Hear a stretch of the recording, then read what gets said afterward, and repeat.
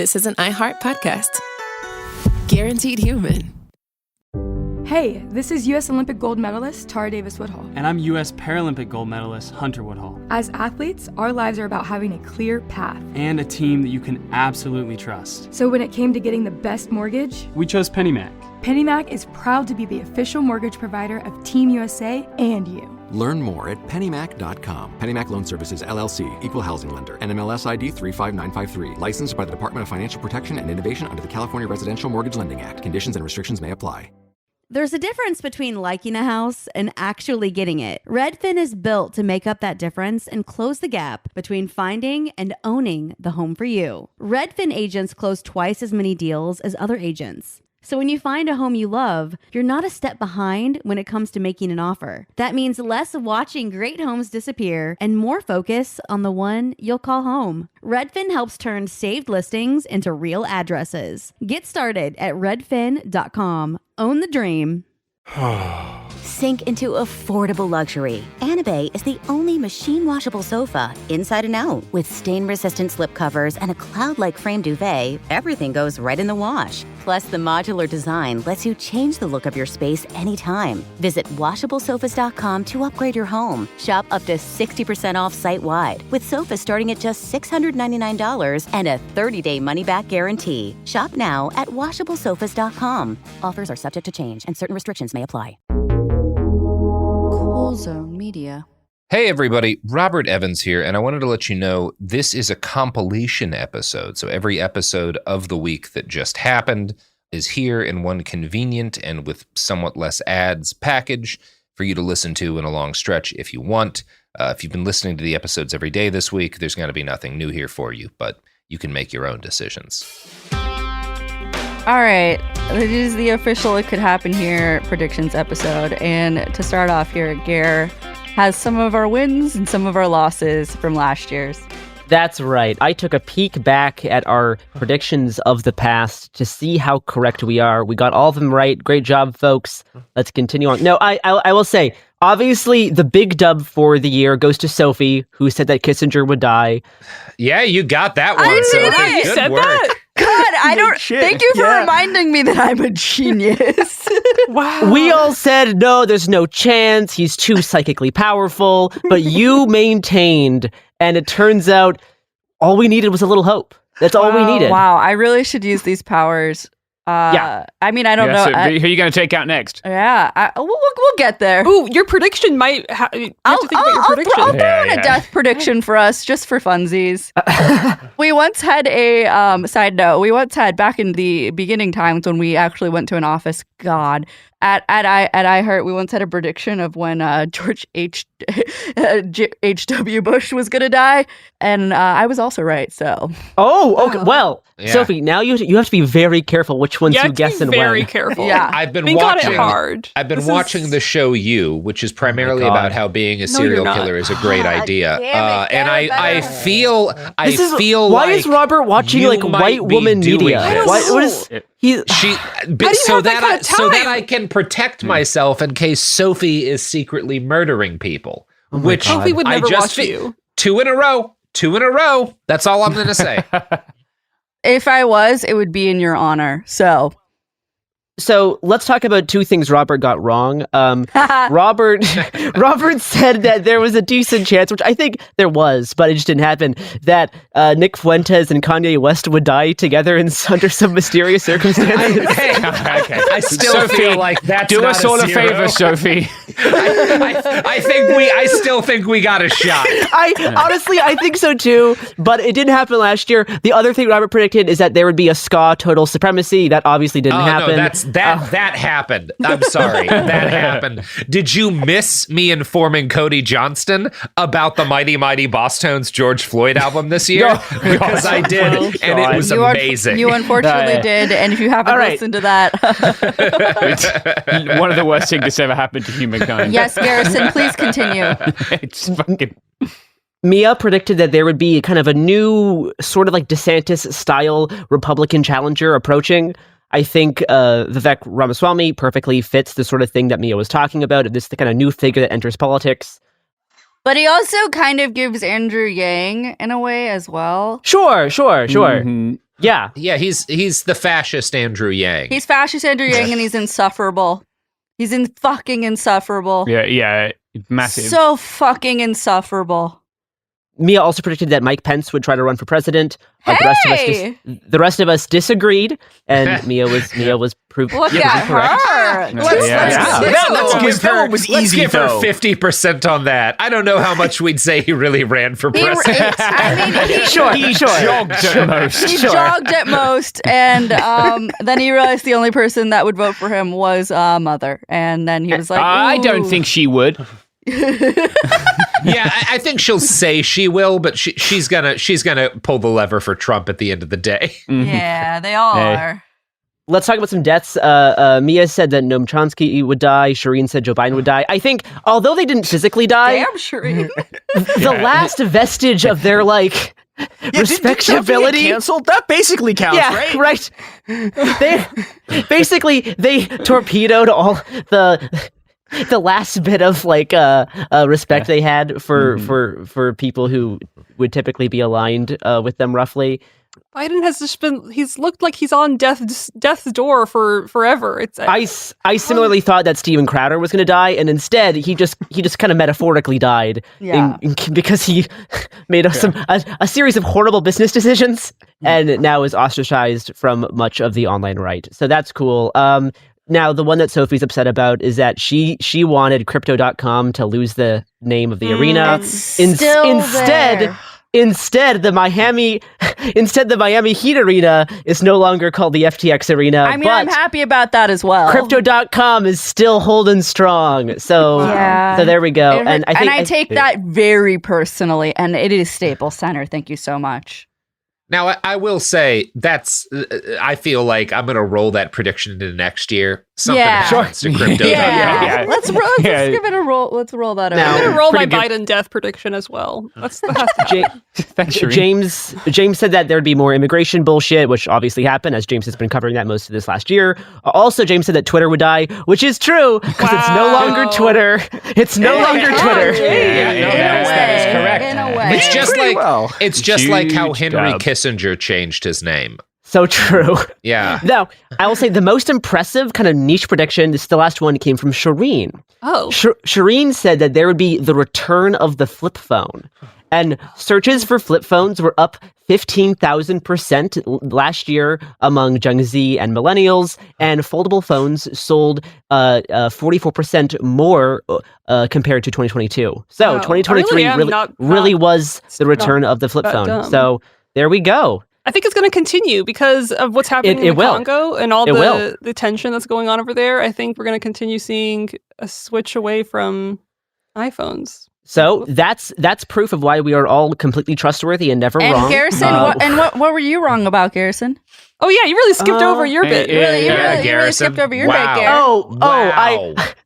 I thought that Harry Styles would there'd be some damning information that come out and he would just plummet. Unfortunately, that didn't happen. The Styles is still hanging in there. So still styling. Here's to hoping. Hey. Sophie's favorite musician. Not my favorite musician, but puts on a good show. All right. Predictions for this next year. Oh wait, hold on. I need to take one. I need to take one other L, which is that I significantly overestimated my countrymen, and I thought that we'd see another wave of revolts from people dying from COVID in China, and we didn't. I don't know. My countrymen suck ass like everyone else. Oh yeah, that's because COVID's not real. Robert, we all agree about all right, that. well, let's blaze past that one. and when we get back from this break, we're gonna start going through some predictions.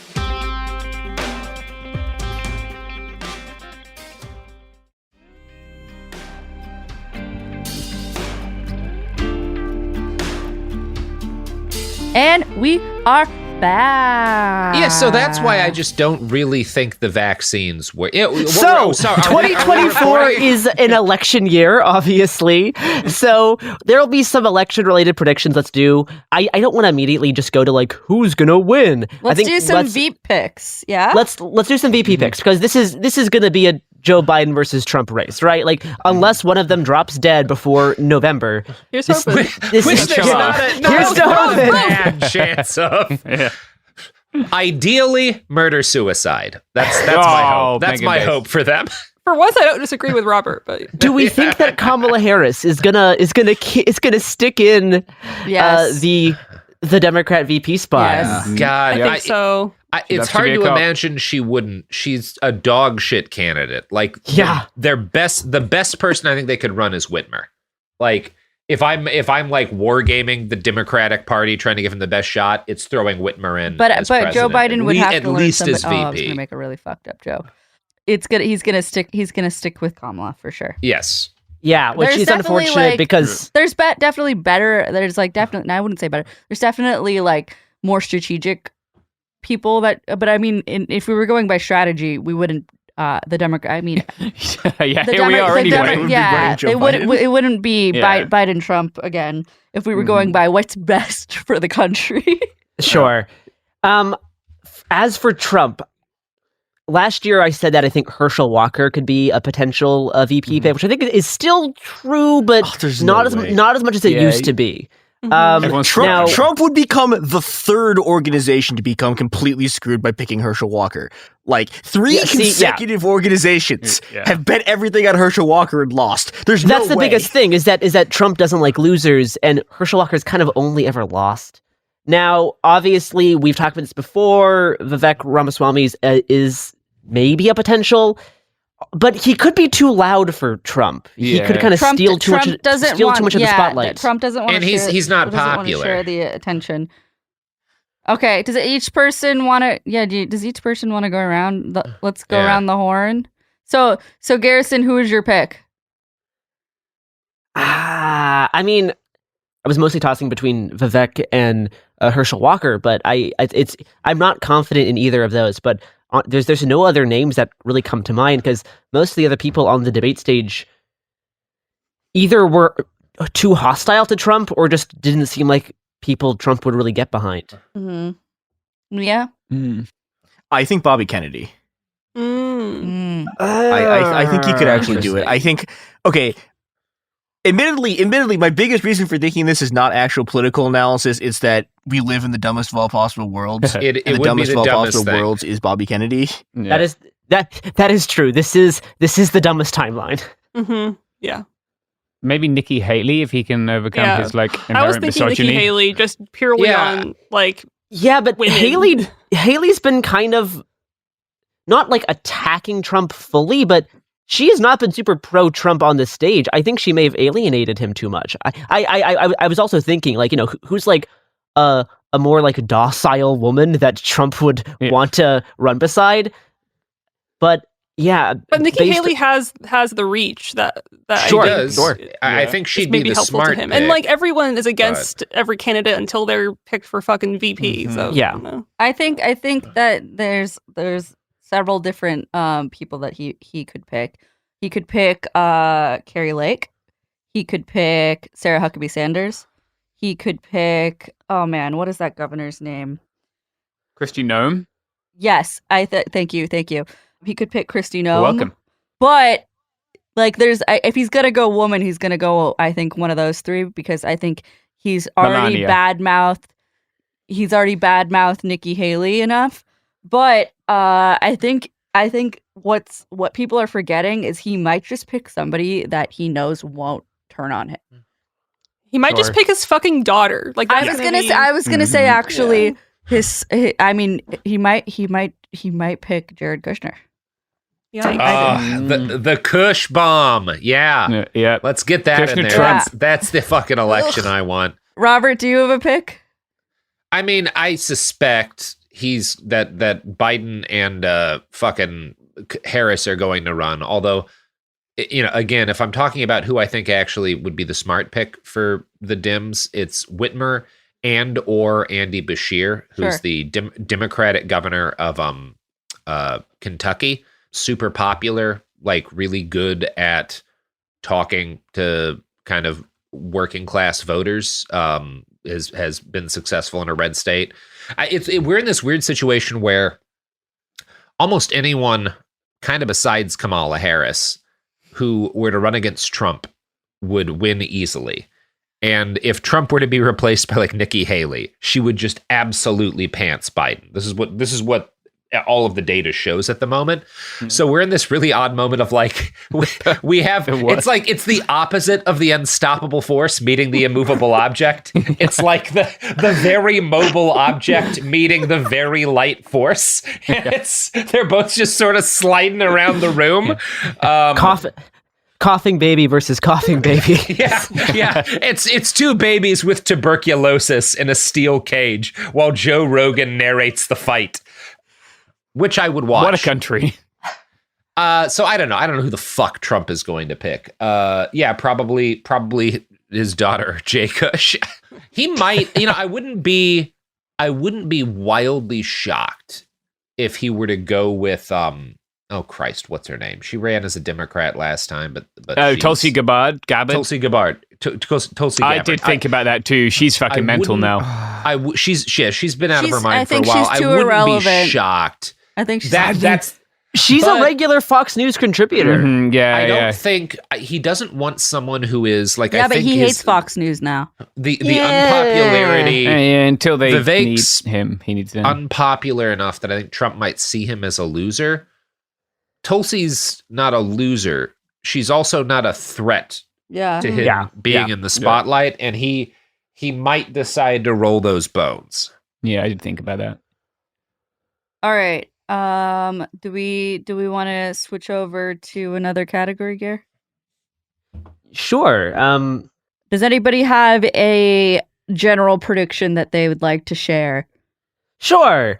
I think a Daily Wire host is going to have something funny happen to them. Anything related to, based on how much, like, there's going to be probably a whole bunch of rallies happening in 2024 in the lead up to the election. I think there's going to be a lot more on the ground stuff than there was in 2023. I think animosity has only really risen these past 3 years. And I think that we could see the return of pieing as a widespread tactic. God, from your mouth to God's ears, Garrison. So you can put that one together. All right, I'll go. My prediction is a two-part, and it falls under the Kim Ye. Oh, my first prediction is that Kanye, people are going to forget. People are going to forget. Yeah. He's going to put out a new album, and people, because he's already started to like do the thing that Kanye does.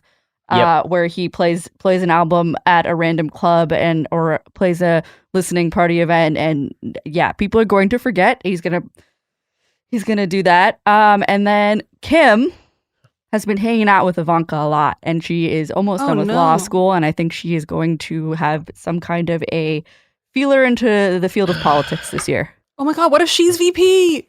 I actually oh my God. That thought actually did go through my brain, but I don't think she's there yet. We are not ready. We are not ready for a Trump Kardashian ticket. I'm sorry. But he would win. I am moving back to Canada. That's simply not happening. I would actually make my head reality TV ticket would be, just so America of us. This is the worst country. Yeah. It's the worst They would be country, held back worst by. timeline. Then Trump would have to acknowledge the Armenian genocide, and it would make relations with Turkey very difficult. That would. But she would just lead into her white side. It Kardashian doesn't, vice presidency would be very good for Armenia. It would for the Kurds. It'd be amazing. But really Kim Kardashian visiting the YPJ. Since Trump's been out of office, Ivanka kind of went underground, and most people have not been seen with her. And in the last couple months, she has been photographed with Kim. Kim has posted her. They've been doing things together. They've been coordinating outfits. And so I think we might see some kind of thing between the two of them there, or Kim is going to start making her way into a political career of some kind. Yeah. Although I do think that not, some of the work that she's done helping getting innocent folks out of prison has been pretty dope, I will say. Yeah. That is my prediction. The Kim Ye. I hate this country. I think we probably will go back. We just did this episode. Spoiler, we're recording in 2023.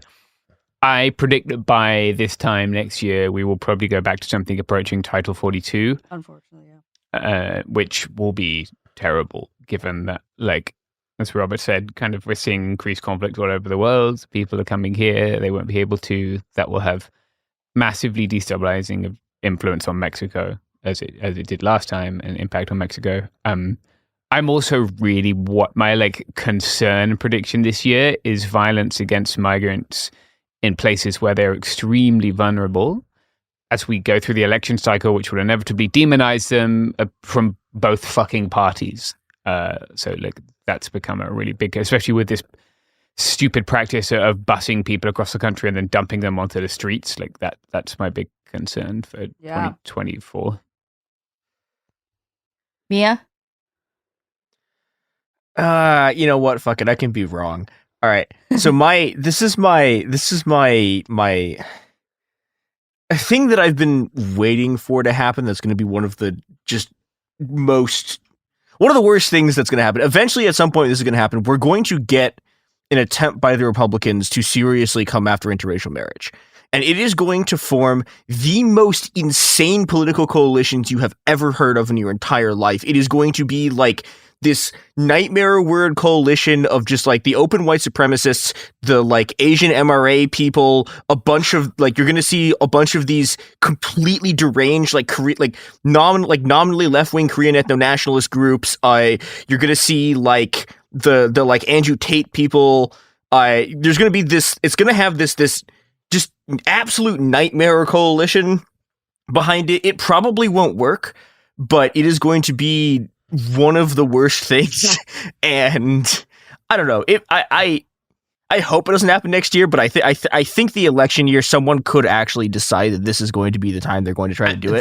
That is the sort of shit that when I think about what could upset the election in Joe Biden's favor, it would be the Republicans launching a crusade like that. Them going too hard, too fast. Yeah. And on something that everyone up until the moment it happens would assume was just not up for debate, right? I don't know, it might happen if they go after gay marriage, but everyone's kind of braced for that. If they were they were to launch a crusade against interracial marriage, that is the kind of thing that might just sink them. Everyone might just go, well, I guess we have to vote for Biden again because this is just out of its mind. I mean, one thing that Republicans have been talking more about, and I think it's maybe possible that there'll be one or two states that actually moves on this, is abolishing no-fault divorce. I think that is something that could happen in one or two red states this year.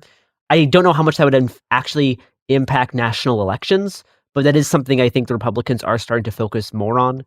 Yeah. Specifically, Republican media influencers. Yes. Largely because they all have had their wives leave them. Yeah. Shirini? Well, I do think that flip phones are going to continue being popular, especially just now. Doubling down.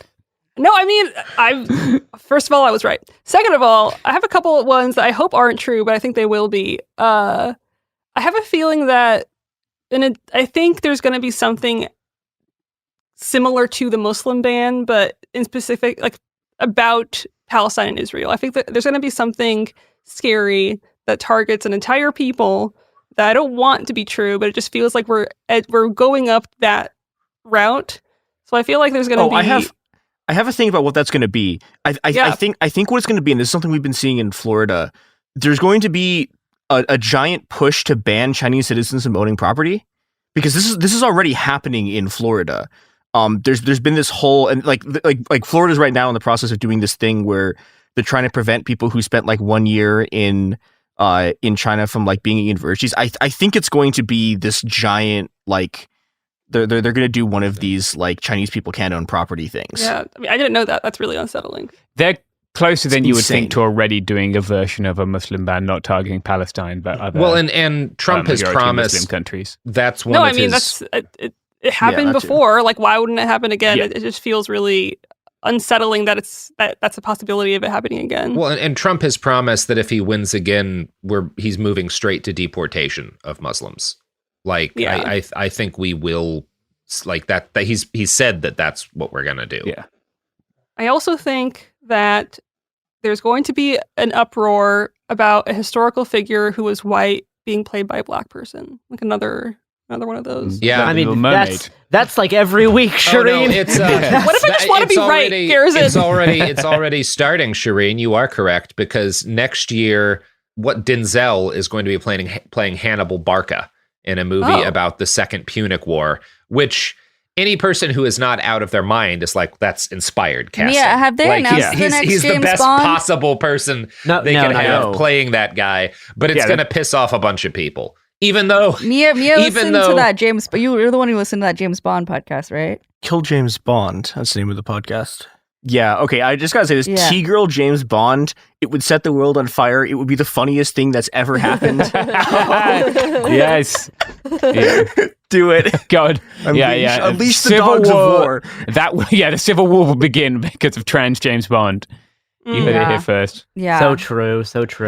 See, I take a different tact, which is that we should find the most Cajun man alive and finally give the people what they want, which is Cajun James Bond.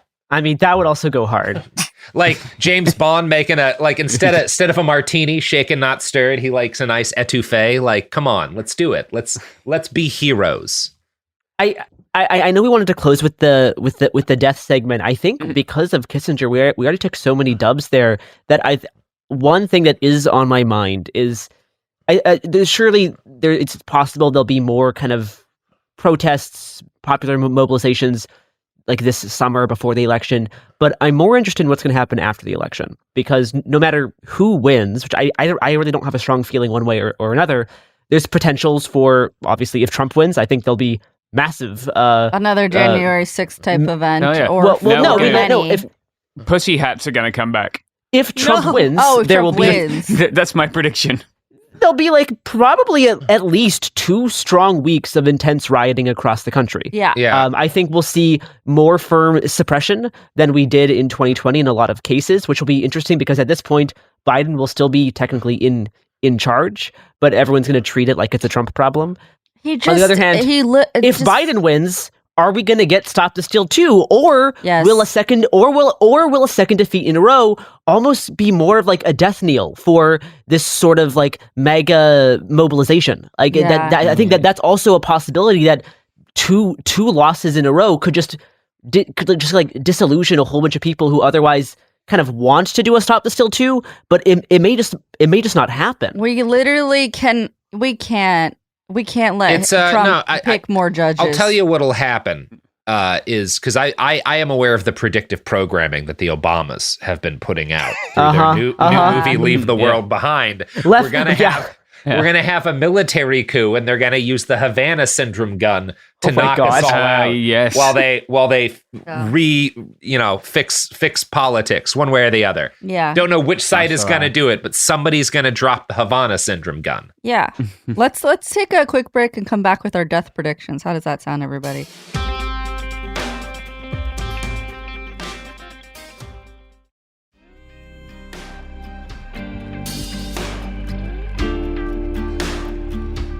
And we're back. Robert, who's gonna die? Who's gonna die, Robert?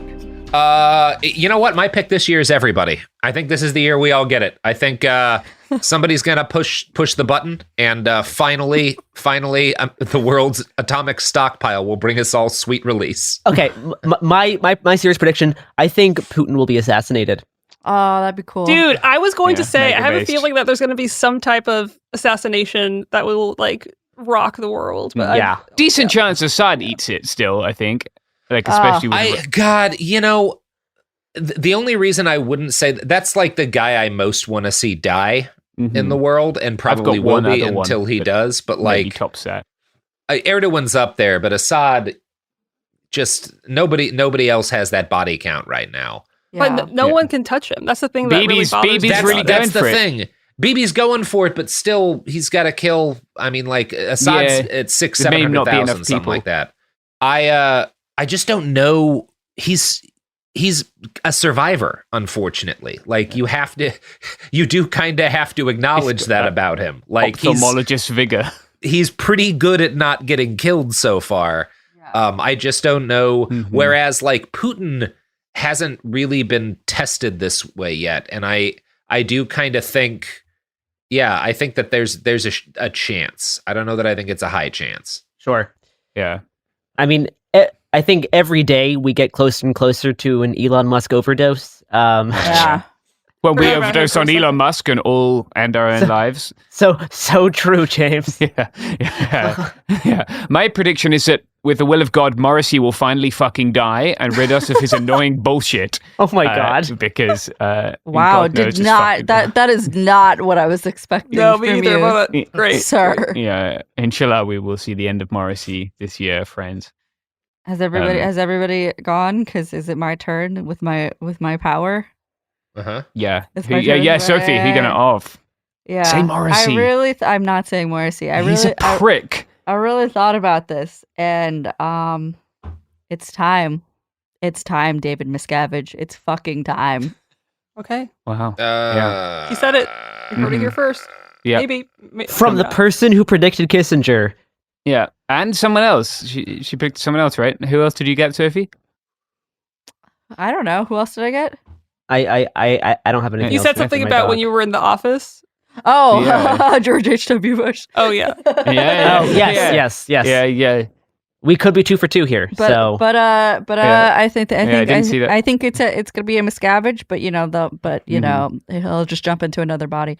You know what I wish? This is a wish that I don't think will come true, but McConnell. Well, I think it's that seems pretty likely. I think he has to short circuit in front of a camera. No, he will die live on TV when he dies. I feel like that has to happen. We have seen the android flip on and off multiple times. I think it's very clear that one day it just won't boot back up. Pelosi could die too. No, I think McConnell's gonna die the way he lived, with fentanyl that got snuck into his heroin. You know, that's just I think. Obvious. And on that note, bye. Yertle the turtle. Bye-bye. Are we free? We're free. Bye.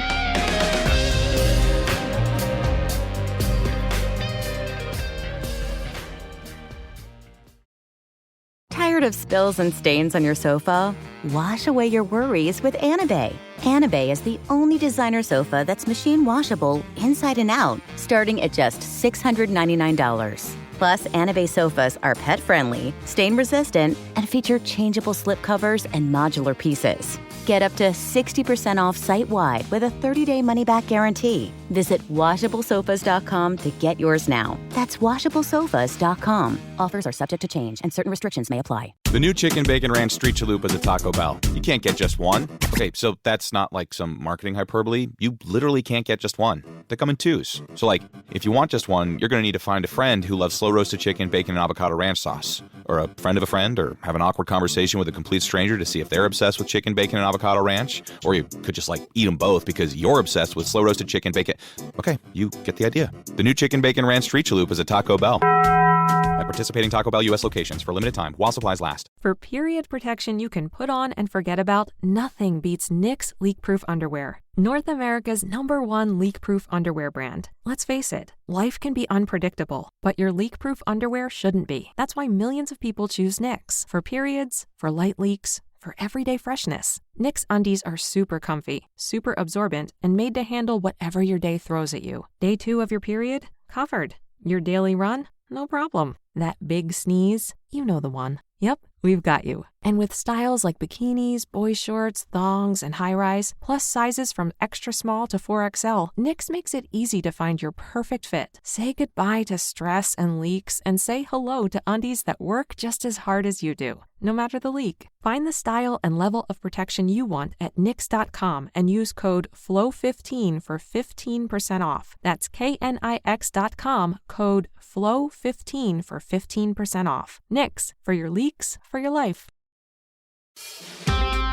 Welcome to It Could Happen Here. It is 2024. A lie. It's 2023. Robert has just pissed everybody off for the last 3 minutes and 14 seconds. That Listener, Sophie is gaslighting you. It is still December.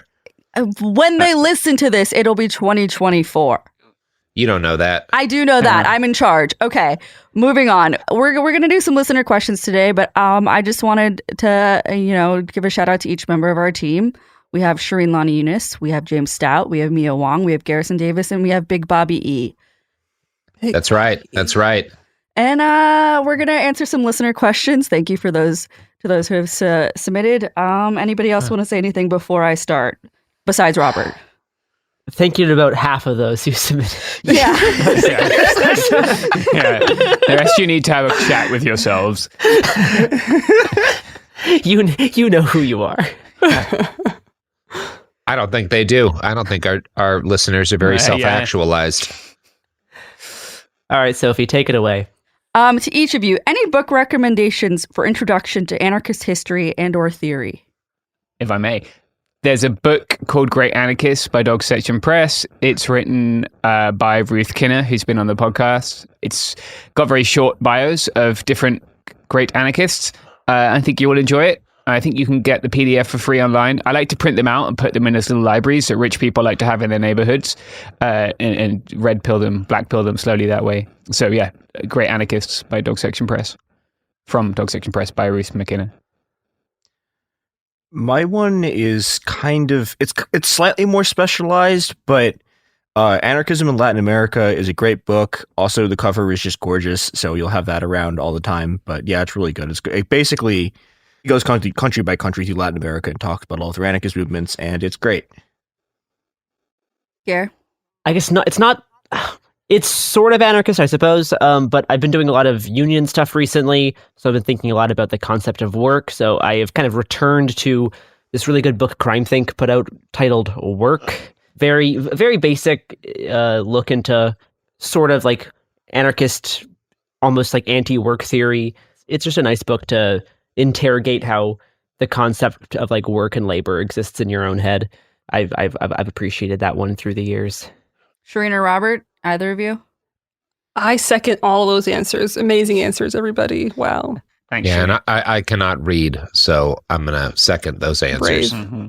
Robert recommends the book, isn't it like the No Gods, No Masters, AK Press one with the Chaos Star? Oh, I mean, yeah, that's got a lot of like old anarchist essays and shit starting in like the 1800s. So if you're interested in that kind of history, you can read that. Mm-hmm. All right, Sure. Next question. I think this will be different depending on the type of episode and like what show people are writing it for. But I got several different people asking, how long it takes to research write like an average episode. So we're talking like not talking like a series such as Garrison's Stop Cop City series, but like an average episode where you're talking about something and it's a scripted episode, but you're talking about something. Sure. Yeah. I mean, some episodes take months. But an average episode, usually if I'm putting it together, it might take me like 4 days from start to completion. Like I'm thinking of my DeSantis Fast Wave episodes. Yeah. Usually you'll have like maybe 2 days of more research and then 2 days of like 1 day of like scripting and then editing that script on like the fourth day, and then you record. So yeah, maybe around that. I mean, some episodes come together faster, some episodes come together longer. It really, really varies. Shushu? Yeah, I would agree with that timeline. I think 3 to 4 days sounds about right. I've been trying to take an extra day just to read through the script like multiple times, just because it's just better for like my performance, as like weird as that sounds. So yeah, I would say like when you write a script, the worst thing you can do is immediately read it after you finish writing it. And I've made that mistake before. I definitely have. So taking time is important. Yeah, James, Mia, Robert, anything you want to add?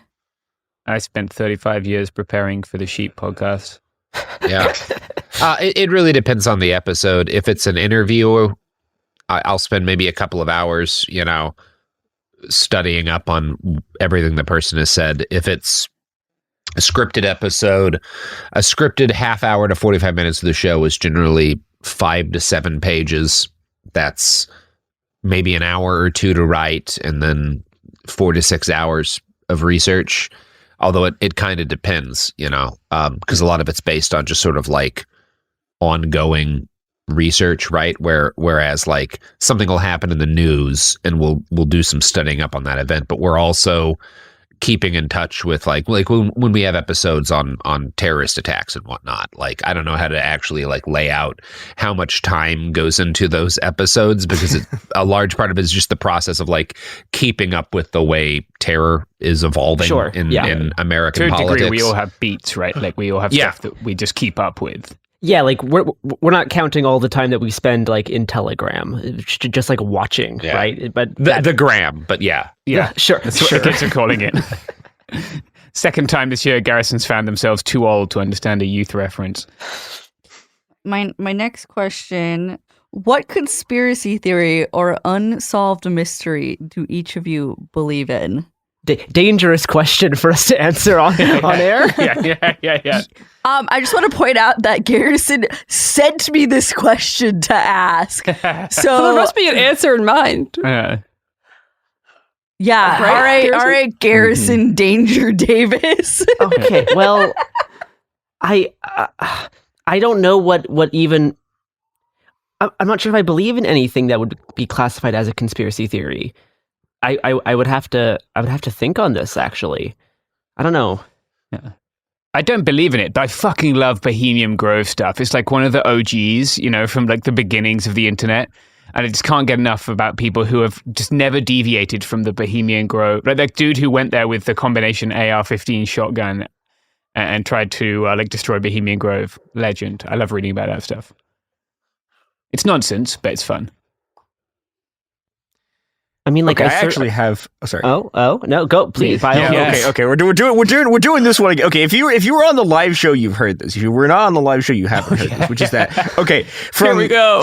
From the late 1970s until the early 1980s, when it was busted by the Italian police, the Italian government was run by a rogue Masonic lodge called the P2 organization. Oh my God! They're known as Propaganda Due.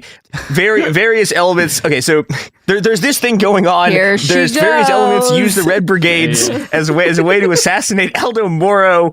They take him to a hotel that is like, it's run by like one of the Red Cardinals, is one of the sort of the communist cardinals. Is like in this building is like a NATO weapons, is like someone a NATO weapons dealer, an Italian general. I think I see a red laser.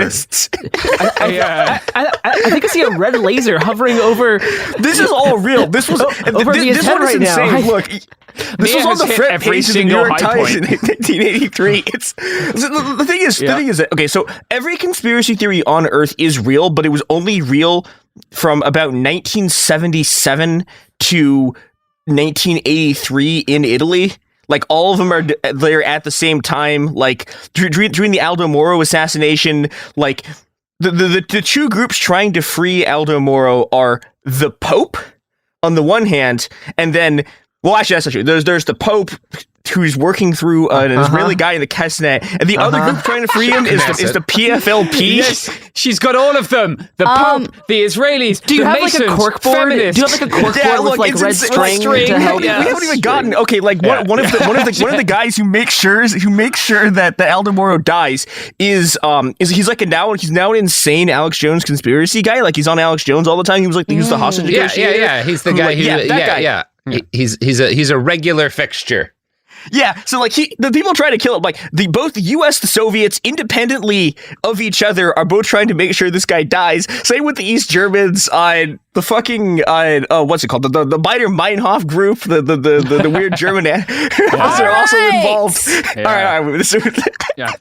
Meanwhile, I am a 9/11 truther. In that, oh my God, I don't believe that when you call 911. It goes anywhere. I think they're just hooking you up to an AI. It's a con, people. Oh shit! Rudy Giuliani has to pay those Georgia election workers $150 million. That's so funny. That's pretty funny. I feel like he's got that. Yeah, I feel like he's got that hanging around. He'll be good. No, but he literally defamed the shit out of those lovely people. And, defamation is like 80% of what he does. Okay, new favorite conspiracy theory. Panera Bread made the deadly lemonade on purpose as a marketing tactic. Whatever. Who cares? It's white genocide. That's why they made it. See, I fully support the lemonade that kills you. I think we need more lemonade that kills people. We're going to take a quick ad break. We'll be right back.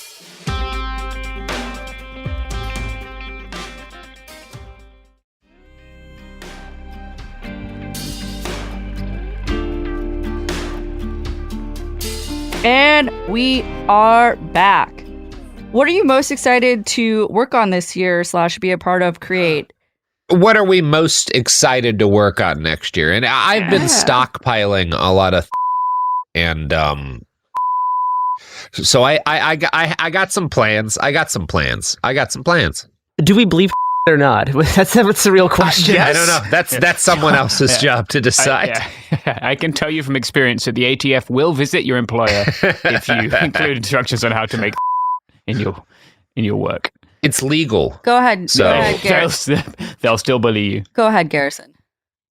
I'm planning to attend a whole bunch of more kind of occult conferences or paranormal conventions and get more into the high strangeness world this year. That's something I'm excited about. I'm really excited. We're launching a weekly show with Jamie Loftus starting in the spring that I'm very excited to be producing. So look out for that.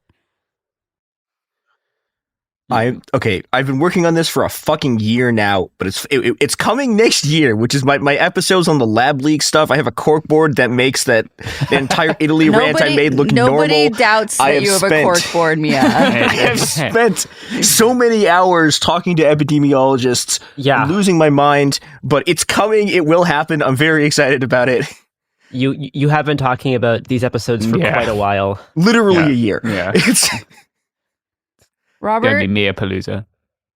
I have agreed to do a podcast that is going to be a nightmare, but you'll all love it. You'll all love it as it ruins my life. And I don't know, probably eventually the Robert E. Lee episodes. We'll get those out. You know what? I've been working on a T.E. Lawrence series of episodes that I'm very excited about. Amazing. Lawrence of Arabia, the guy who invented the concept of insurgency. So that'll be good. That'll be a good series. I hope Robert and I get to go back to Myanmar and do maybe a visit to some different groups. That would be cool. I would like that. I'm excited to do more migration stuff. Spend more time and on different parts of the migration journey, because I think that's something I've wanted to do for a long time. And like, I've seen a lot of people do really shitty versions of it. So I'm excited to give it a crack at not doing a cringe voyeuristic version of that. Anyone else have an answer to that? Did you answer, Srini? I didn't. I feel like I have two answers. Like, one, I'm not excited at all, because I feel like when I'm most motivated, it's when I'm the most angry. And so I'm not excited for things to make me angry and upset. But I am looking forward to, I think I like when I have people on that are like experts or they have knowledge that I don't. And so I like the possibility of having more conversations that are enlightening, I suppose. Yeah. And I also would like to talk more about corn and food. That is fun. So maybe I should focus on that. Maybe I should focus on fun things. Could happen here. Yeah. That's something I look forward to. Something to be fun. We definitely want to do more farm animal episodes. Yes. And more food episodes. But no, Srini, you bring up a good point about how this kind of whole show works, is that all of the best stuff we make, in my opinion, is always related to things that we're passionate about. And passion can come in a few forms. Anger is something that is a big driver of passion, but that's usually less fun. So it's always nice when we can be able to cover something that we are passionate about, but it comes from not a place of anger, but it comes from a place of like genuine, like intense interest. Yeah. Like, I genuinely love corn and I loved the conversation about sheep. So I look forward to the possibility of making things not just when I'm like enraged, and more when I'm like, that's a good point. That's a good point, that passion can come from different things. Because I was just as passionate to talk about corn than I was to talk about an important thing that happened. So yeah, I have a specific question that I vetted to James ahead of time, which is, do you have any stories about meeting fans or listeners IRL? I do. I the non-disturbing ones. You can air your trauma later. Please approach Robert when he's buying groceries. But don't. Do it. Don't do that. Tickle. He's very ticklish. I am always armed in the grocery store, so please don't do that. That's why you got to tickle him. Don't tickle Robert, guys. It's weird. Yeah. So loads of people, not loads, but a lot of people who've listened to our podcast have come to help in Akumba, and they're all very nice. And I've enjoyed building yurts and making sandwiches and ladling out beans with them immensely.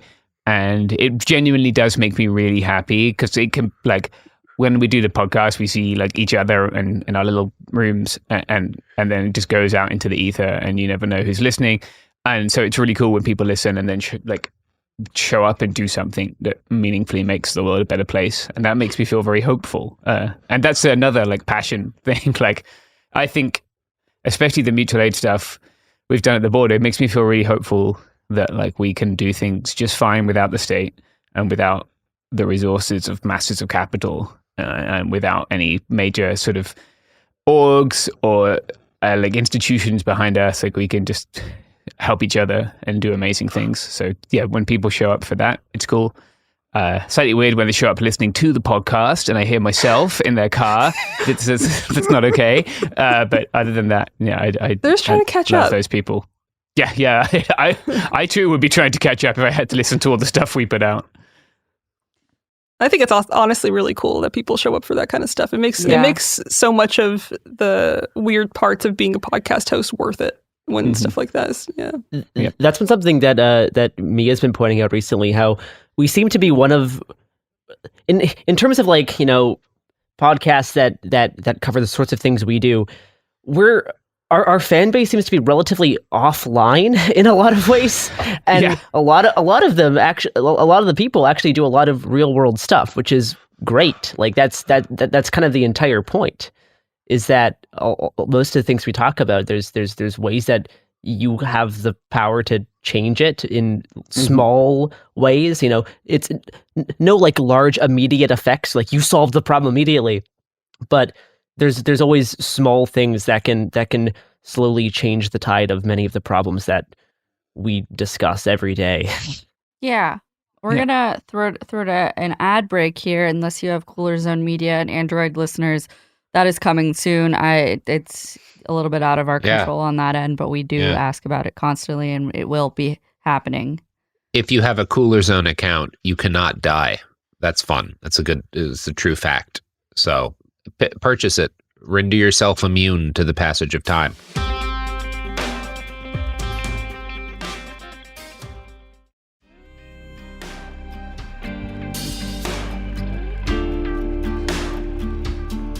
And we're back.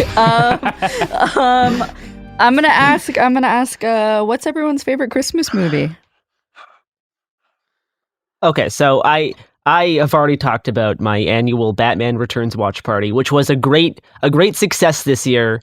It was a big hit. I made I made about probably like 4 dozen latkes. It was a lot of fun. We got to. That's a latkes. Wow, Robert. That's you should do this for a job. You're really good at this off the cuff kind of humor. That's crazy. Yeah. What a dub. But no, we got a nice group of people to oogle at Danny DeVito vomiting black goo for approximately 2 hours. So that was a big win. It's by far the best Christmas movie in my opinion. No, I agree. It's my favorite one by far. And banger. Yes. Me and my family have watched it consistent, like since I was like a child, like since I was like 2 years old. We just were obsessed with it. And I don't remember if he said this last year, and this is like a repeat of the conversation, but I agree. That's the best Christmas movie I can think of. Yeah. Michael Keaton, total domination. Here we go. Best Batman by far.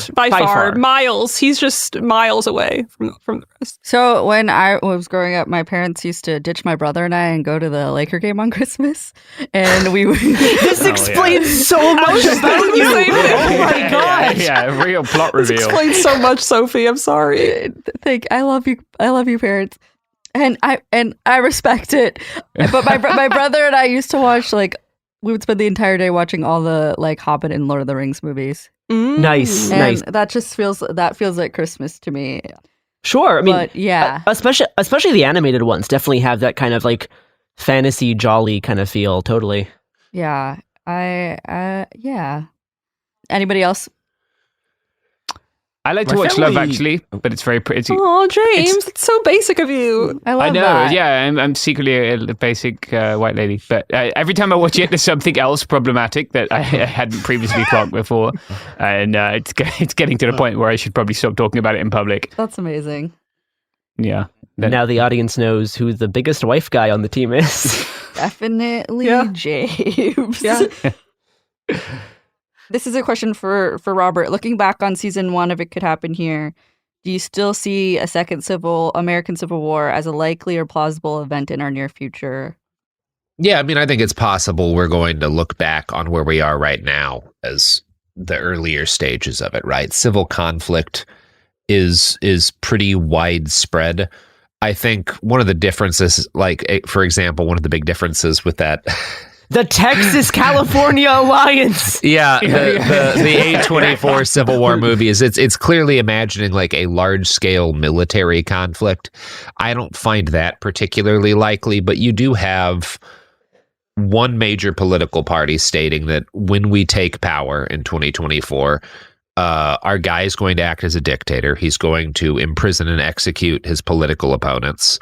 And you have widespread acts of violence and violent threats that are occurring as part of like as part of like the political conflicts that have existed in this country for a while. They've all transitioned to being kind of explicitly acts of public violence, or at least public threats of violence. And you're seeing this around, for example, a lot of the discourse surrounding what's happening in Gaza, right? You just had that case where like some fucking like grade school teacher threatened to cut a student's throat for criticizing Israel. Like the degree to which people who are, if you'll forgive the less technical term, pieces of shit, feel emboldened to use and threaten violence in the furtherance of their political agendas is something we may wind up seeing as like, yeah, we were in it by this point. So again, I'm not a believer, and a big part of It Could Happen Here is like, I don't think any mass civil conflict in the United States is going to be armies fighting over states, right? Yeah. Because that's simply not realistic. But I do think we are in what any reasonable person would call a mass civil conflict. And my big question is whether or not we're going to see it as a civil conflict or as an extension of a global conflict, which includes outright shooting wars, but also mass information warfare in this kind of planetary struggle between the idea, at least, if never not the promise, that like democracy is the kind of goal, and the strongly held belief by large groups of people that we need an authoritarian system governed effectively by the people who are presently in power, right? Like you are seeing this kind of struggle between the idea that we should have a system in which people are allowed to pick their leaders, and this idea that like the winners of the last 20 years of capitalism and politics should be able to solidify their hold forever. So my big question is whether or not we're going to come to see where we are right now as the early stages of a civil conflict that's going to get progressively more violent and have a progressively higher body count, or are we going to see this as part of a global military and political struggle that is going to kind of shake out the next 100 years of kind of the political status quo on Earth, and in a similar way to like World War II, more or less laid out the next 80 or 90 years, something like that. I've got 2 more questions. Sounds good. First, do each of you have a favorite episode you've put out? We're all trying not to say the cum episode at the same time. It was the cum episode. I really that have episode some was bad. great. I have some really bad We got news. it all. I really some bad news. That was the most downloaded episode of 2023. Yeah. Everybody loves cum. Look, everybody loves talking about cum. Yeah. You fucking sickos. No! Yeah. I'm with you, Shirini. I'm with you. Sorry, Sophie, you've been outvoted. I'm never outvoted. I have ultimate veto power. I see. That's what you're seeing, guys. The struggle between this is democracy the exact problem and Robert was despotism. talking about right here. Sophie's on the Musk side. Disgusting. I mean, it's certainly hard to even pick one episode just from this year. I mean, but it's the cum episode, yeah. I will say the come episode was fun to put together. We really delved into the trenches there that few other people are brave enough. Would you say it? Would you say it really came together? Robert, oh my God, Robert. Jesus Christ. I'm gonna answer these questions for each of you with each of your work. Thank you. Because I'm a fucking professional. Garrison's Cop Cop City work has been just that. I tell this to Garrett all the time. They're the most amazing storyteller. You really feel like you're able to visualize everything going on with the words that they say. And I think it's an important story that they've been on top of since the beginning. I don't think anybody covers labor issues in the way that Mia does. And I think Mia has really done that in 2023 and will continue to do that in 2024 in a way that's not being covered in mainstream media. And I think that those stories are extremely important and have made a significant impact on labor and union culture and strikes and fighting for what's right. James, man, it's like I want to say the work you do at the border, but I really love when you talk about things that are silly. And I think they're equally as important. But James talking about sheep and the joy that James had when he talked about sheep is really special. But also the work that you've done talking about the war in Myanmar and helping people at the border has been extremely impactful to our listeners. Shushu is a historical almanac to all things the Middle East and has, I think, educated not just the audience, but also all of us on things that really everyone should know. And I think that she's brilliant, and I love you, Shireen. Robert. Hey. Sophie. It's the cum episode, right? That's what we're talking about. Definitely not the cum episode. But it's really hard to pick my favorite Robert episode because I record with him like most days. But I think that what Robert has done, specifically within Bastards this in 2023, was really get on top of the bastards we're all surviving right now, which I think he did a really great job talking about Andrew Tate. I think he did an incredible job getting an episode out immediately about Stockton Rush, the guy who killed all those people under the submersible. Really the hero of the year, right? The guy responsible for the great feel-good story of 2023. Yeah. So much better of a time. We need. I feel like we could solve most of the world's problems with another 11 or so of those subs. And that is true. And a similar socioeconomic group on board them. You're definitely not wrong there. I'd just like to say, if you're wondering why the New York Times and the Washington Post are too big a cowards to do a cum episode like we did, there's an old quote: if you want to know who rules you, ask who you can't criticize. That's all I'm saying. That's all I'm saying, Garrison. I see you doubting me, but it's true. It's true. Anyways. Yeah, it's r/nofap. Anyway.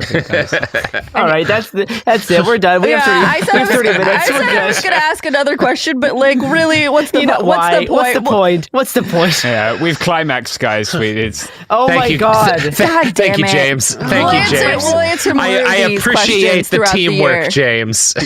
Someone had to.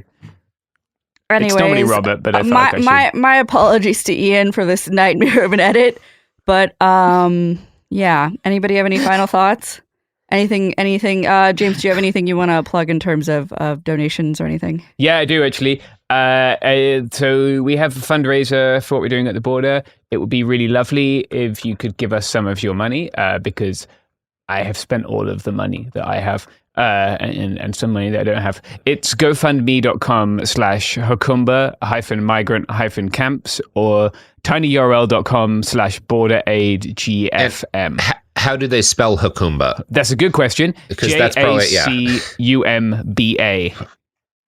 So, like it's Spanish. But yeah, you can also tinyurl/borderaid tinyurl.gfm, tinyurl.com. That's an easy one to remember. Great. And we'll be back tomorrow because this is a daily show. Bye.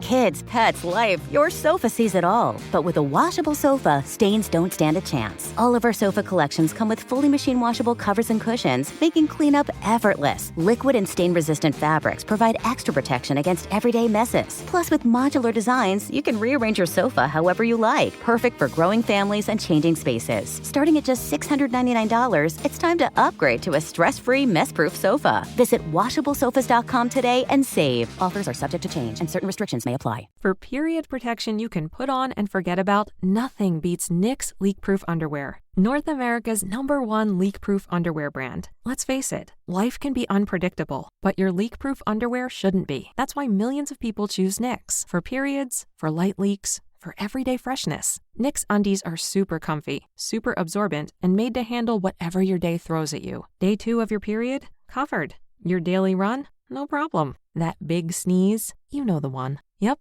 we've got you. And with styles like bikinis, boy shorts, thongs, and high-rise, plus sizes from extra small to 4XL, Knix makes it easy to find your perfect fit. Say goodbye to stress and leaks and say hello to undies that work just as hard as you do, no matter the leak. Find the style and level of protection you want at Knix.com and use code FLOW15 for 15% off. That's KNIX.com, code FLOW15 for 15% off. Knix, for your leaks, for your life. In the heat of battle, your squad relies on you. Don't let them down. Unlock elite gaming tech at Lenovo.com. Dominate every match with next-level speed, seamless streaming, and performance that won't quit.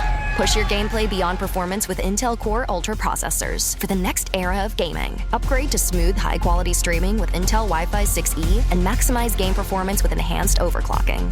Win the tech search. Power up at Lenovo.com. Lenovo.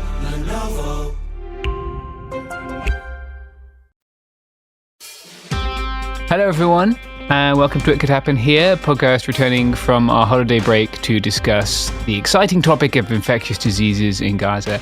And for that, we're joined by an all-star cast of experts. We have joining us today Saskia Popescu, who's an infectious disease epidemiologist and assistant professor at the University of Maryland. Welcome, Saskia. Thank you for joining us. Thanks so much for having me. Yeah, of course. Yeah, you're welcome. It's not just you. We've also got Kaveh. Kaveh's back. I'm back. I'm back, baby. I'm back. This is actually my first time. This is Shireen. Also, I'm here. This is my first time meeting Kaveh, so this is a real treat for me. Yeah. Hi, I feel Shireen. like I've done you wrong, Shireen. I'm sorry I didn't introduce you. It's okay. It's probably in the description or something that I'm here. It's no one's surprised. Yeah, you'll make a valuable contribution. People will know you're here. But yeah, it's all of us. And yeah, we're talking today because, like, I think the origin story of this particular episode is that, like, a few weeks ago, there was a very funny thing on the internet about people in the IDF getting diarrhea. Yeah. Which is funny, objectively. That's what the D in IDF stands for, actually. Mm-hmm. Yeah, that's what all the kids are saying. But I'm sorry. No, it's funny. Don't you ever apologize for poop humor. No, you do not apologize for that. No.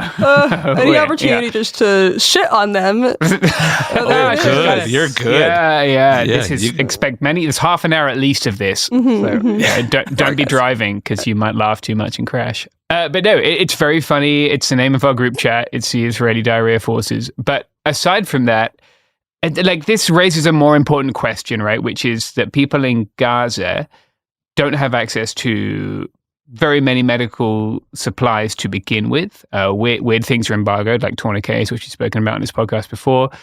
They also have, obviously, a very resource-constrained environment to begin with. And then a number of their hospitals have been bombed since then, which obviously further reduces their access to medical care. Also, they have less access to things like running water now because they're being bombed to an incredible degree. And so Saskia's joined us today to, like, explain the risk of the spread of infectious disease, maybe give us an update on, like, what's already happening and the risks of what could happen. So I guess maybe we should start off with really basic stuff and explain what infectious diseases are and, like, how they're different from non-communicable diseases. I guess people aren't familiar. Would one of you like to do that? Yeah, I'm happy to. So infectious diseases, when we talk about diseases in general, as you mentioned, there are chronic diseases, things like diabetes, cancer. When we talk about infectious diseases, meaning they're communicable, for the most part, that means that they are spread through various sources, human to human, like influenza. There's things like anthrax and E. coli, Campylobacter that you can get from soil, from food, and the zoonotic diseases that they are also spread through animals. So things like Ebola, MERS, which is Middle East Respiratory Syndrome coronavirus. So infectious diseases are viruses, bacteria, fungi, parasites, and they really love to take advantage of high stress environments for spread. And unfortunately, this is one of them. So this is what we see with infectious diseases a lot is that conflict and environments where people are stressed, resources are stressed, and the environment is under continuous bombardment. There's densely populated spaces, no access to health, clean food and water, et cetera. I mean, I could probably go on for 5 minutes about what makes an infectious disease spread. Is going to amplify it. So these are diseases that take advantage of these environments. I'll add that the situation is just a perfect setup for infectious disease to run rampant. There's over 1.9 million people that have been displaced. Of that, 1.4 million are living in overcrowded shelters at this point. And in the best scenario, from what I've seen, there's one toilet for every 220 people. Now, if you ever lived in like a house of like 5 people, and there's like one case of diarrhea, you'll realize how terrible that is. Now, you amplify that to 220 at the minimum, and that's a best case scenario. I've heard as high as 1 per 700 people in some places. And then, people have to go in the streets. They have to go where there's water supplies, and you're going to be infecting those areas. There's one shower for every like 4,500 people, again, in best case scenario. So it's a huge number of people getting concentrated into smaller and smaller areas, and without the infrastructure there to handle that in any way. And when that happens, I mean, we are going to see, I am really worried about seeing in the end of this more deaths from infectious disease than from the bombardments. Yeah. Well, that's like it almost feels like a double, like another weapon that they've used, because they're not letting them have a chance to recuperate or have a sanitary place to do surgeries or anything, because if they're doing surgery with unsanitary conditions, they can get infected, like the wounds can get infected, and that's a whole nother thing. Or even just like having waste in the street, like making it, like having it fester. It's really, I think people forget that it's not just like a building was destroyed or people were killed. There's lasting effects that linger for probably generations. It's just, I don't know, it really is infuriating. I think the crazy part is the World Health Organization, so the WHO, recently released some data as to what is being reported to them in terms of disease. And they said so far, now keep in mind, these are just reported numbers. And that means it's just the tip of the iceberg in most cases. 100,000 cases of diarrhea. And those are in young children. So half of those are in young children under the age of 5, which means it can be deadly. And this number is just 25% higher than what we have seen reported pre-conflict. And in terms of respiratory infections, so things like COVID, influenza, pneumonia, 150,000 cases. And that's just the numbers that we know about. But we're also seeing cases and outbreaks of things like meningitis, skin rashes, scabies, lice, chickenpox, which is highly infectious. And, we worry in those cases about when people are in these close quarters and their bodies are already strained. Because one thing we do know is that when your body is physiologically under stress, meaning no sleep, malnutrition, not access to clean water to wash your hands, you're dehydrated, etc., you're at an increased risk for disease and severe disease. So that means that people are at higher risk to get it and then to spread it in these environments. And that's what's really scary, because it becomes a hotspot for transmission. And you mentioned that this feels like a secondary effect. In many ways, it's almost like a secondary conflict, if you will, and one that will leave lasting implications, because what we do know is that disease and conflict go hand in hand. And when I think about it a lot, and we've seen this unfortunately throughout time, is that conflict can bring disease and it can amplify disease. When I say bring disease, we know that people in these spaces soldiers can bring in diseases that are being spread around, but we've also seen sexually transmitted diseases in the past being spread through sexual assault and sexual violence. And that's one thing I definitely worry about. And unfortunately, we know that's happening, and it's not something we're going to see reported for a while, but things like that can and do occur. And it's a very scary situation. If I can tack on a little bit to the diarrhea subject here, because I am a GI and liver doc. I mean, in a typical month in Gaza, there's about 2,000 cases of diarrhea in kids under 5. And in the last month, there was over 40,000 cases. And for kids that aren't getting water, they're not getting the recommended amount of like daily water. Like it's like 7 to 8 liters in refugee situations is what's recommended. These people are getting like 1 to 2 liters per whole families. So they're not staying hydrated. And these are kids that are the most vulnerable. That's the part that is really hard for me. And I've actually seen people sort of downplay it, like just like, well, it's diarrhea, that's what you get. But in these situations, it's going to be very serious for these kids. And the other thing we're seeing is cases of jaundice. They're noting that people are becoming it, which to me suggests that there's hepatitis A and hepatitis E, which is, you get through fecal oral contamination. And hepatitis E in particular is what concerns me because there's pregnant women, and when pregnant women get hepatitis E, it's worse for them. There's that's a really bad situation. And when that happens, I mean, these are women who are already not getting support. They're already undernourished. They're not able to produce breast milk. They're going to be sick. They're not going to be able to feed their kids. It's, I can't imagine, honestly. I mean, I know it's funny. We can say these things, we can talk about the numbers, but it is like to actually wrap my brain around it breaks my brain. I cannot like imagine the numbers of people that are sick and are in these hospitals, not just being treated, but like the Nasser hospital, which is one of the 2 hospitals in Gaza. They're like a 350 bed hospital. There are already over like 1,000 patients, and not to mention the many thousands, over 70,000 people just staying there, for refuge. It's absolutely a nightmare. I can't wrap my brain around it. Yeah, like often I know when I speak to colleagues who are there or other journalists, they'll go to hospitals, A, in the hope that they'll be safe, which hasn't proven to be true, sadly, which is pretty messed up, but B, they have maybe generators, right, so they can charge and tell the world what's happening, or try to. Seems like some of the world isn't listening. But yeah, their hospitals are incredibly overcrowded. I wonder, like, if we could go back to diarrhea. I know it's not like a fun topic to talk about. yeah, garbage. Score. Yeah, it's ready it's to run. It's my time to shine. It's his life's work. So, like, I think it was diarrhea that I read kills more people than conflict annually. Oh, yeah. Worldwide? Sure. Yeah. Well, I mean, Saskia probably has better numbers on it than I do, actually, but worldwide, yeah, it's probably the number one killer. Yeah. So, like, let's just break that, because most of, like, by the very nature of this being a podcast, right, most of our people listening are in the kind of the neoliberal core or the global north, whatever you want to call it, right? Like, they have a smartphone and they've downloaded this, and it might be difficult to understand how you die from diarrhea, which is like an inconvenience in a lot of places. So can you just explain that for people so they can understand, and how the conditions that we're seeing in Gaza would compound that? Saskia, do you want me to go first? Oh, all of you. I'll talk about how it spreads. You can talk. Okay. You're the doctor. So, I mean, there's a couple of issues that can happen. There's a lot. But, I mean, dehydration is going to be a major one, and loss of electrolytes. And these people can get so badly dehydrated that their circulatory system isn't working properly, or they can lose the amount of electrolytes that they need and they're not replacing.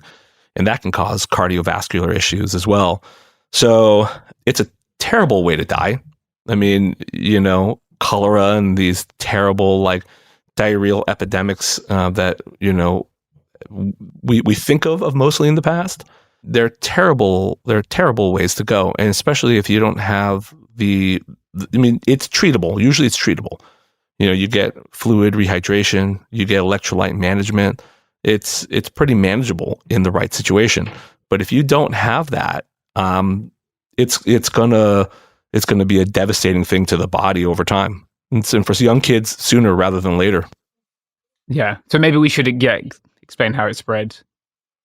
Yeah, I mean, the scary part, so there's multiple pathogens that can cause diarrheal illness. And for the most part, we see bacteria and viruses. If you've had norovirus, which is the cruise ship bug, that is highly transmissible, meaning it just goes through households and environments very, very quickly. During outbreaks, you can't just use hand sanitizer and a simple disinfectant, you need bleach. And if we're thinking about the best case scenario, and I've seen, diarrheal illnesses go through schools, hospitals, you name it, we still struggle to contain those. Now, put yourself in an environment with this level of stress. And, of the 36 hospitals in Gaza, 26 have been damaged.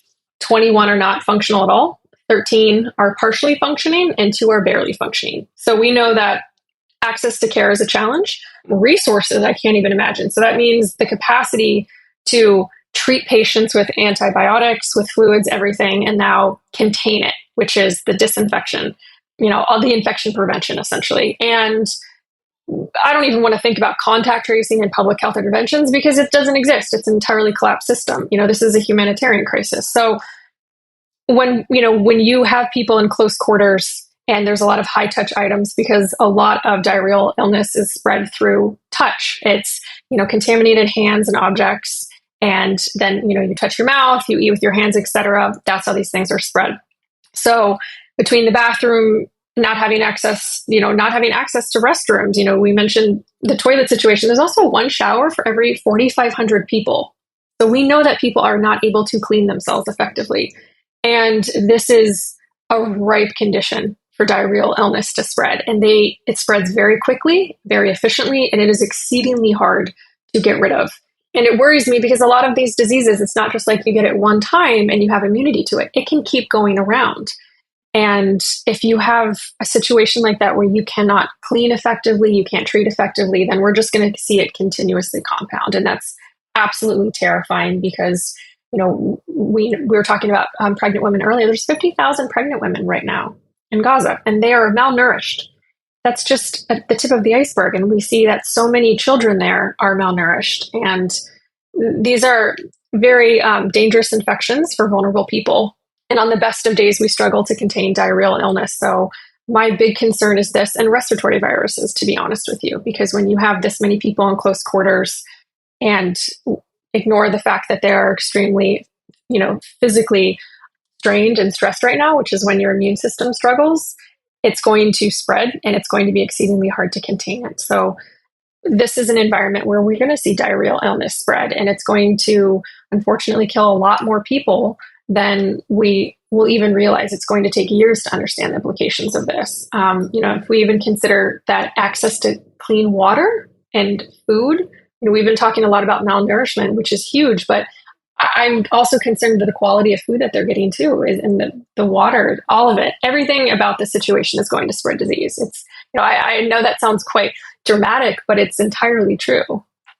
No, I mean, I'm glad you're emphasizing that because I don't think people realize the gravity of like a second wave of death, like that happens, like not with weapons. But no, I'm glad you emphasized that. Let's take our first break. We'll be right back.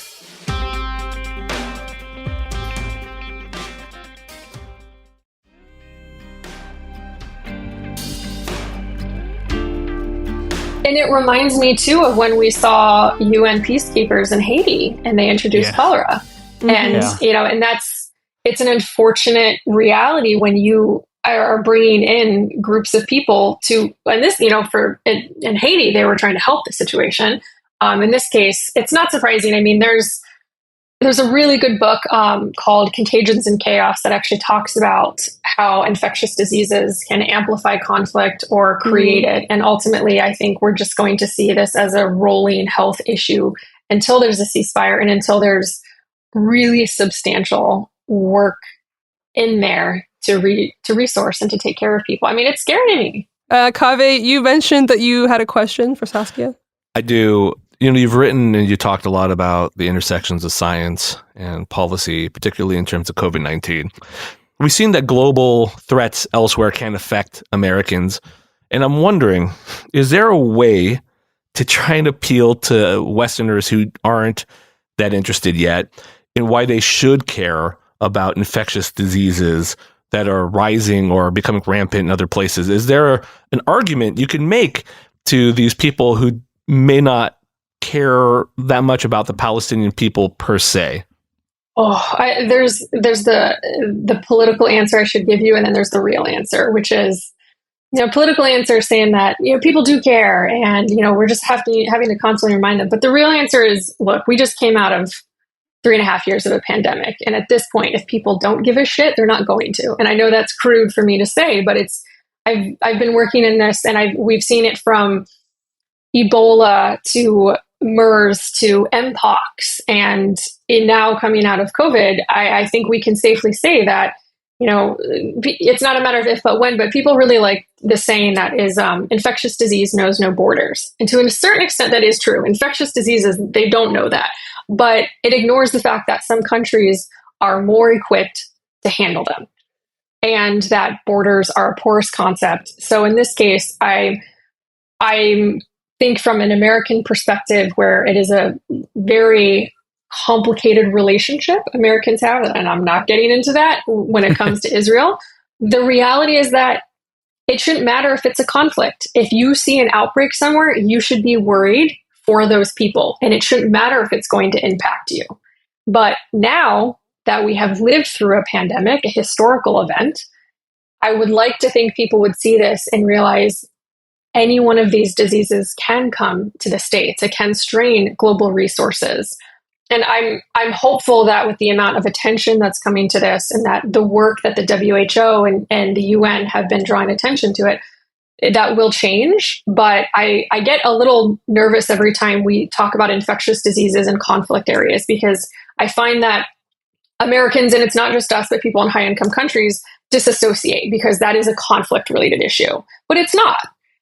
Conflict can mean many different things, and it's essentially saying this is an issue that's going to bubble out of control. And if we were in a situation where there was no clean food and water, we had no access to health services and medicine, fuel was an issue, and power, no communication. And I just read that 3 Palestinian internet providers went down, so they have no way to contact the outside world, safe housing, safe passage, etc. Any one of those impacted us, we would be experiencing it. And I will leave that question with one comment. It's to say, we are a very well-resourced country. The US invests so many resources into health, global health security, biopreparedness, all of the above.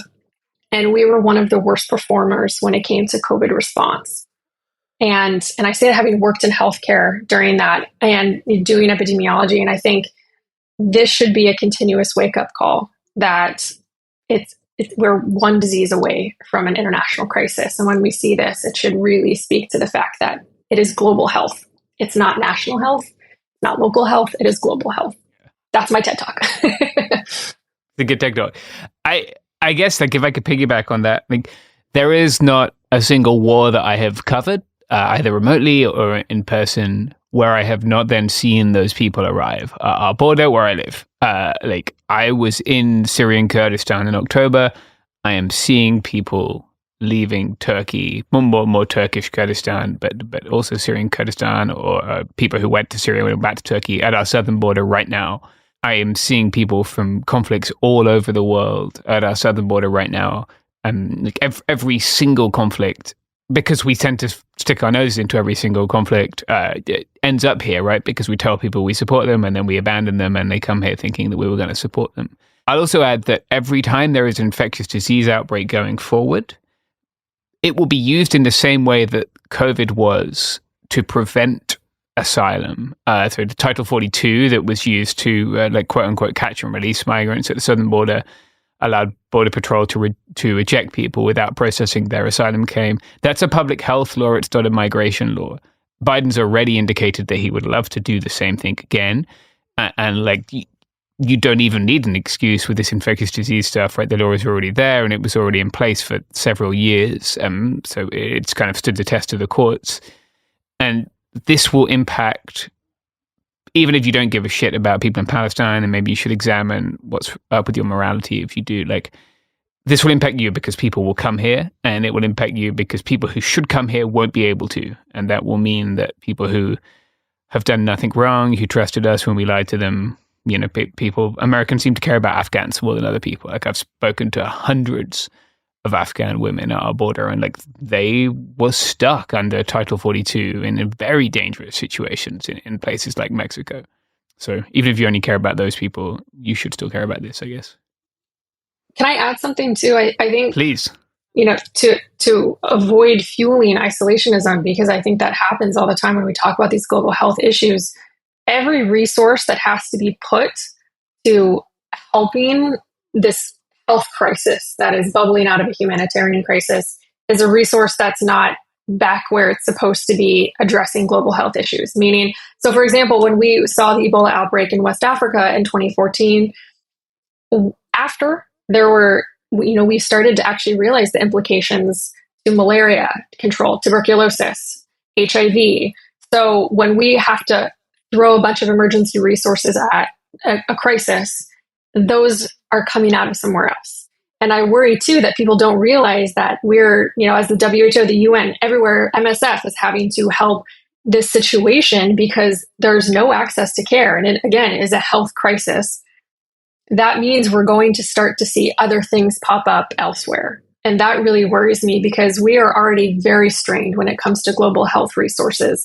We just, again, came out of a pandemic. So everyone's tired, everyone's burnt out.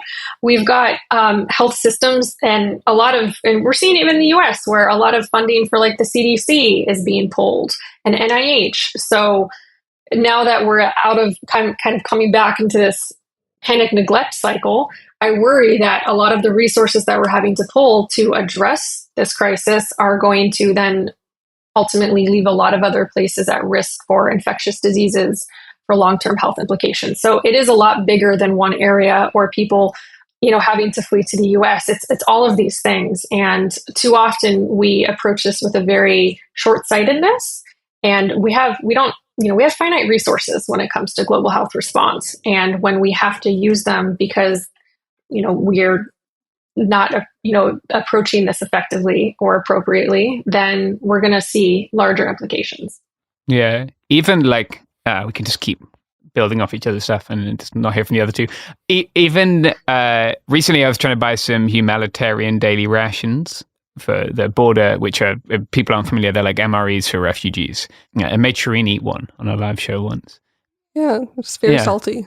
Yeah, very salty. It's good for the electrolytes. But they're like, as the State Department is buying them back off surplus retailers at the minute, which like means that there's obviously like a critical lack of supply of these things. Same with UNHCR shelters. And like that means that someone else doesn't get to eat, right? Because we've just massively increased the burden of people who desperately need to eat. And like, it's not like these things were chilling before. Like there were, hunger is still a massive problem in the world despite us having so much food here. And so like the same is true of medical supplies, like you said, right? That means that somebody else doesn't get them, that money doesn't go to something else very important that it could be going to. Can I ask about something I just learned about the past couple of days? So on December 25th, the Jerusalem Post reported that an IDF soldier died of a fungal infection. And apparently he was hospitalized and eventually he died, and at least 10 other soldiers have been diagnosed with infections of some sort. I think what kind of made me annoyed is that there was a headline from the Times of Israel that said, "As a soldier with fungal infection dies, fears grow of Gaza diseases spreading into Israel." And apparently they're examining whether the infections originated from the Hamas tunnels and all this stuff. I think while that's right, it's a plague tunnel.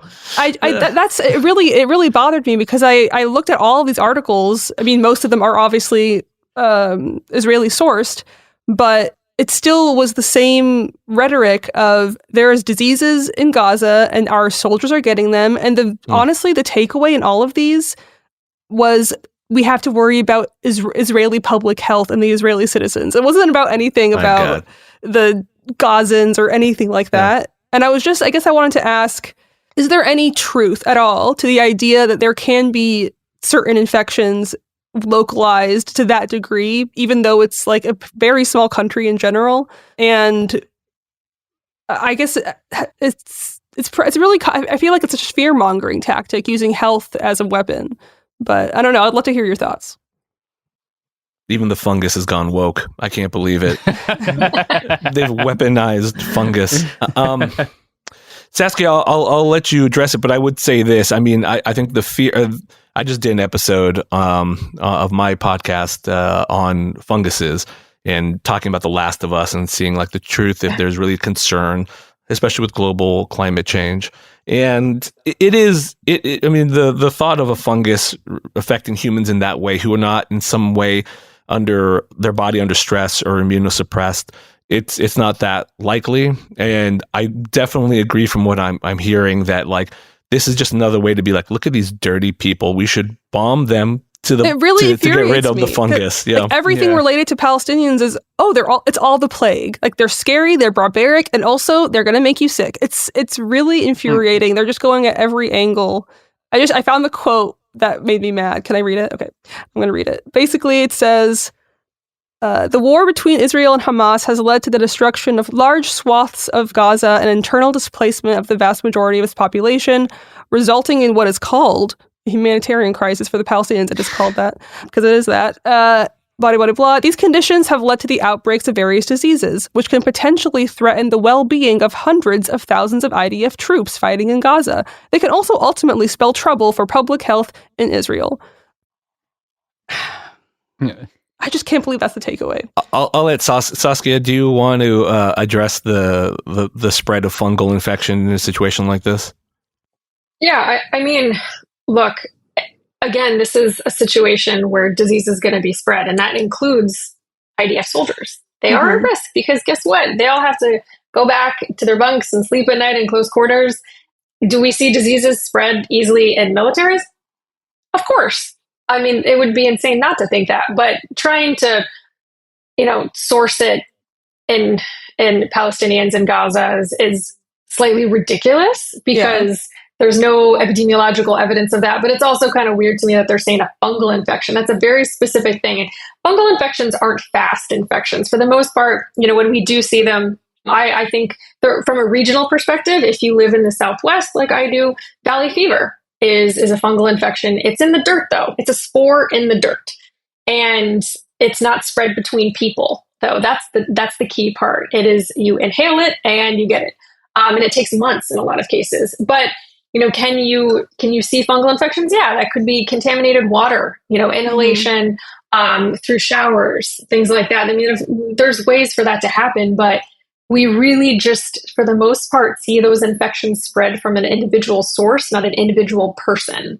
They tend to really not be, they're environmentally spread, and I'm not a fungal expert. I can just speak to the ones that I've seen, and really we don't see them spread between people. And so I think that it's a weird choice to say, and I worry a little bit that they're just, again, to your point, trying to say like, oh, look, our soldiers are getting sick. The sacrifice they're making is so much. And here's the thing, conflict is where we're going to see disease spread no matter what. And if you're so worried about soldiers getting fungal infections from Gaza, then maybe keep the people in Gaza safe. And then they're, either way you paint this, if you're trying to blame it on them, then keep them safe and they won't be able to spread disease. It's very simple. Yeah.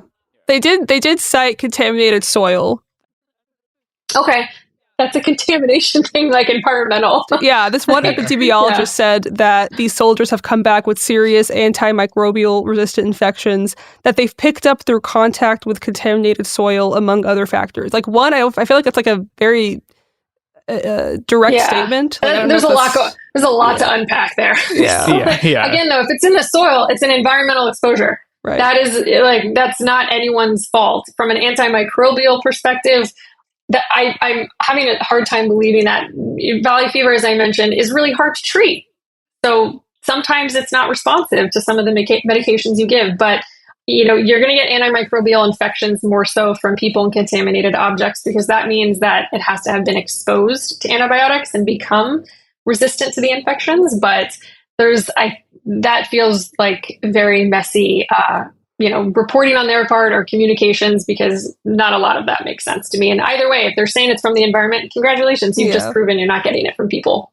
Yeah. Thank you for getting into that. I just the Hamas tunnels, the Hamas terror tunnels. Sorry, in their words, they're terror tunnels.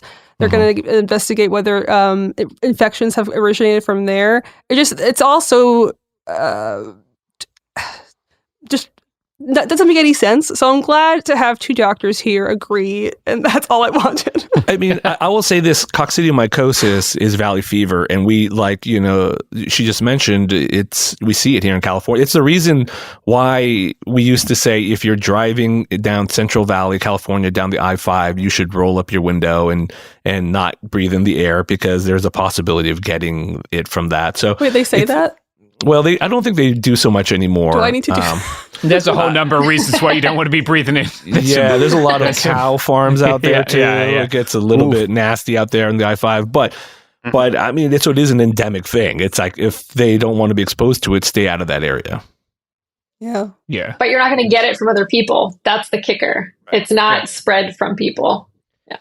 It is very common to attribute infectious diseases that come from conflict to your enemy. Right. Like if you look at like the 1918 pandemic flu, right, and all the different things that people called that flu, and the people to whom they attributed it, like you can see that we've been doing that for more than 100 years. It's part of the process of dehumanizing people who you're trying to kill. It happened with COVID too. It's yeah. I mean, yeah, that was a whole different situation. I mean, I guess humans just don't learn, I suppose.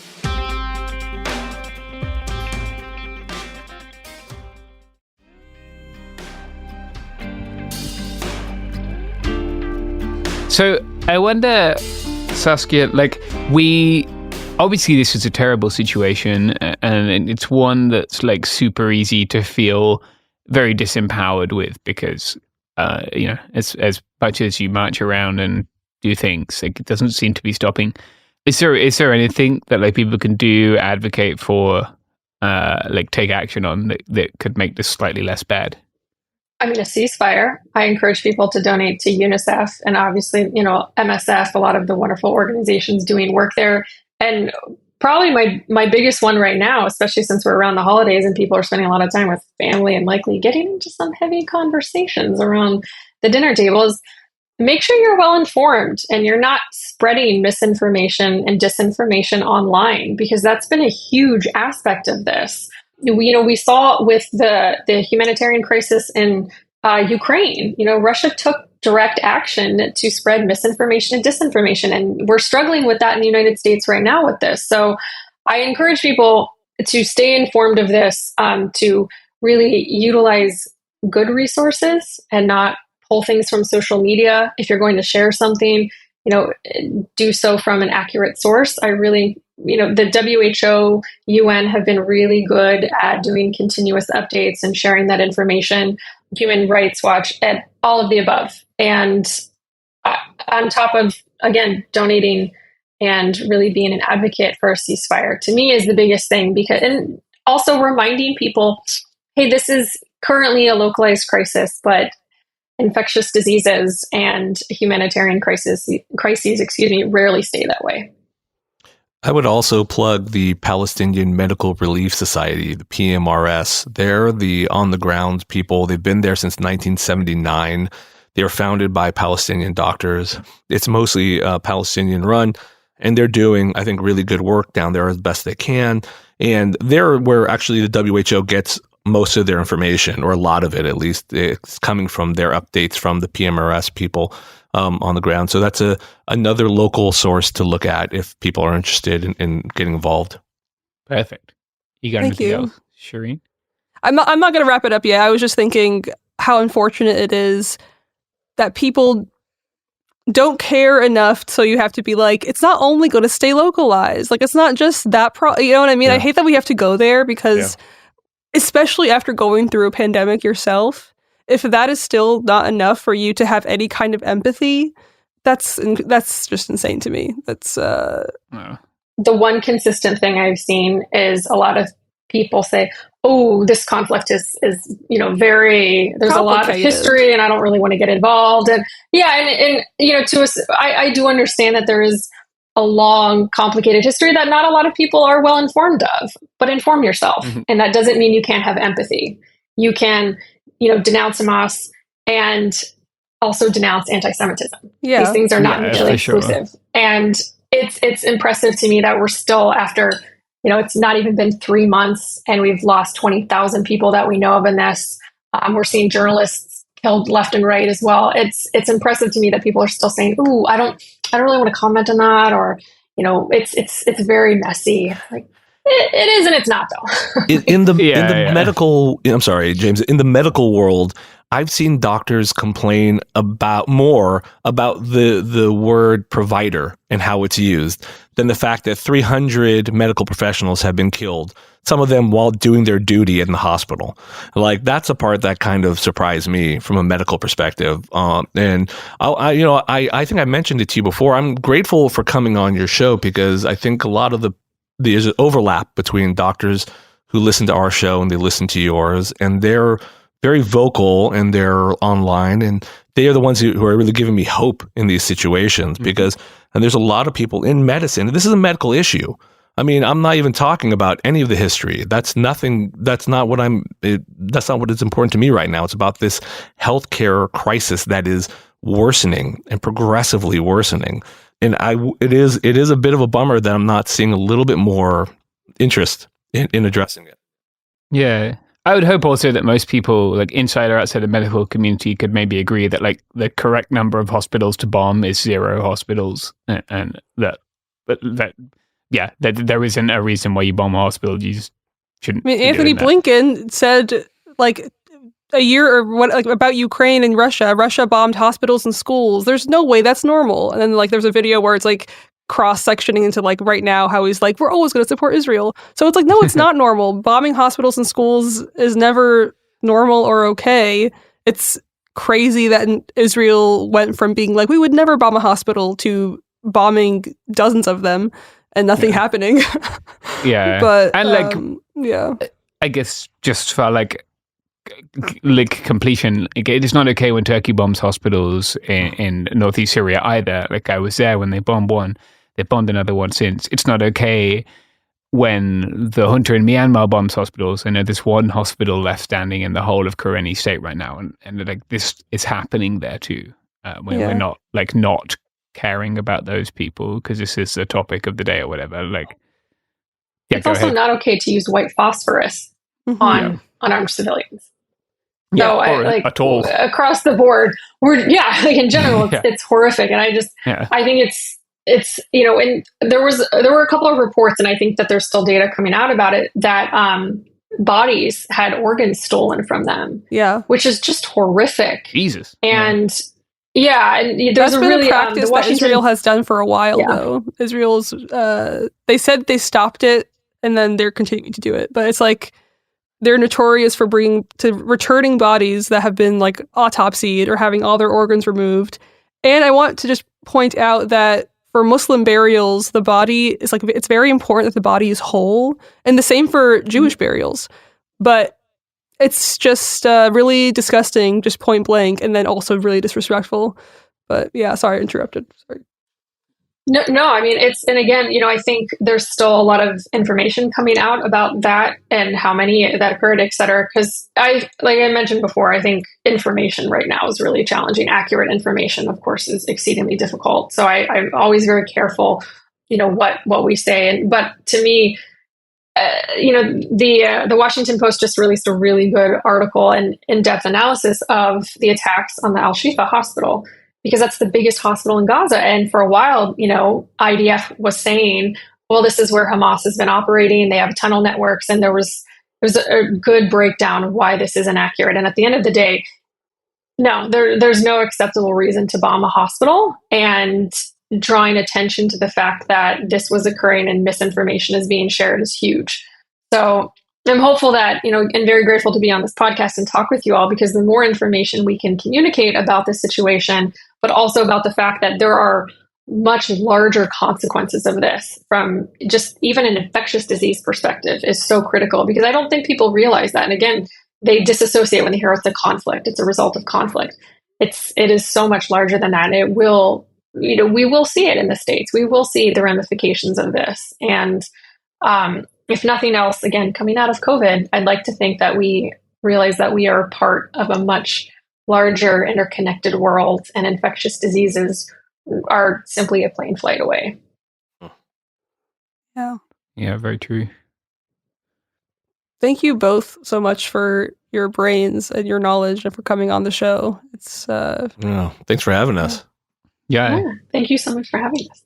Of course. And before we go, I'd like to ask you guys if you have anything you'd like to plug, like where people can find you.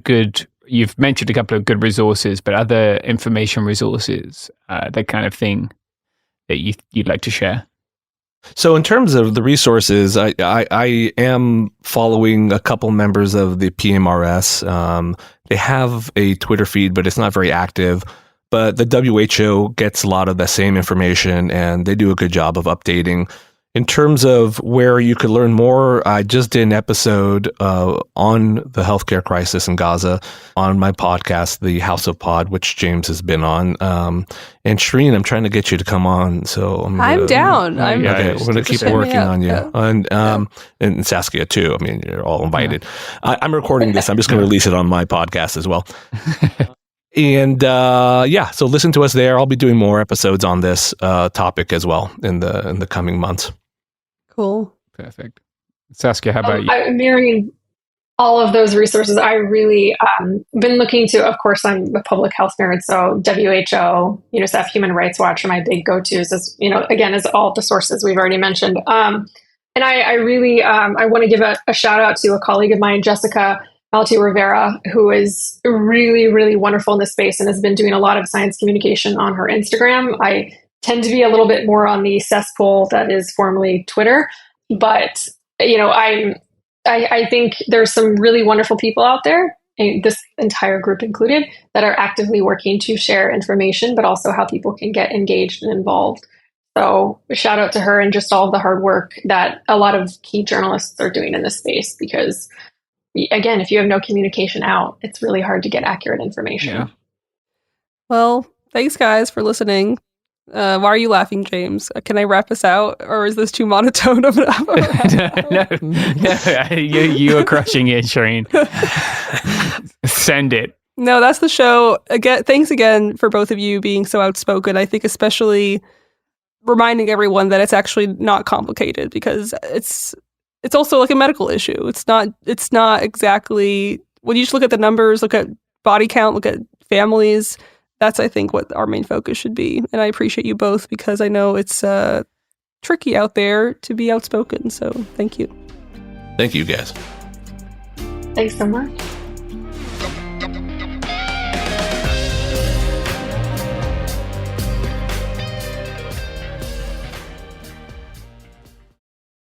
Kids, pets, life, your sofa sees it all. But with a washable sofa, stains don't stand a chance. All of our sofa collections come with fully machine washable covers and cushions, making cleanup effortless. Liquid and stain-resistant fabrics provide extra protection against everyday messes. Plus, with modular designs, you can rearrange your sofa however you like. Perfect for growing families and changing spaces. Starting at just $699, it's time to upgrade to a stress-free, mess-proof sofa. Visit washablesofas.com today and save. Offers are subject to change, and certain restrictions may apply. For period protection you can put on and forget about, nothing beats Knix leak-proof underwear. North America's #1 leak-proof underwear brand. Let's face it, life can be unpredictable, but your leak-proof underwear shouldn't be. That's why millions of people choose Knix. For periods, for light leaks, for everyday freshness. Knix undies are super comfy, super absorbent, and made to handle whatever your day throws at you. Day 2 of your period? Covered. Your daily run? No problem. That big sneeze? You know the one. Yep,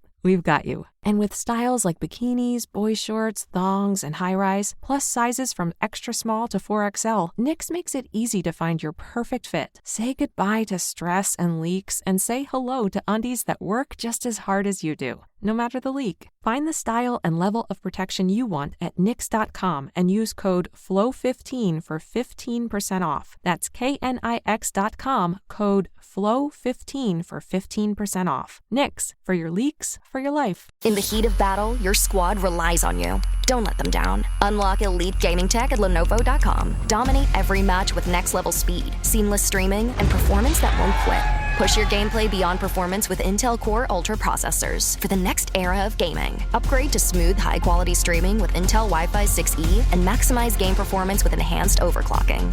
Win the tech search. Power up at Lenovo.com. Lenovo.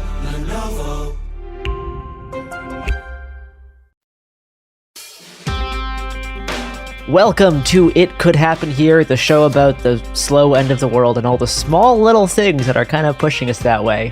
Isn't that exciting? New year, new me. Not really. I'm kind of doing the same stuff. Mostly staring into the abyss and seeing what stares back.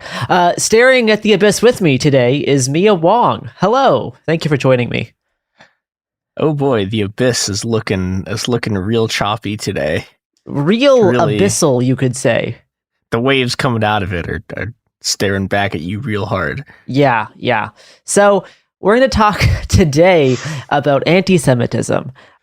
So I guess content warning in case you don't want to hear a whole bunch of anti-Semitic stuff. I'm not just going to be repeating anti-Semitic things. This is just the topic for the whole episode.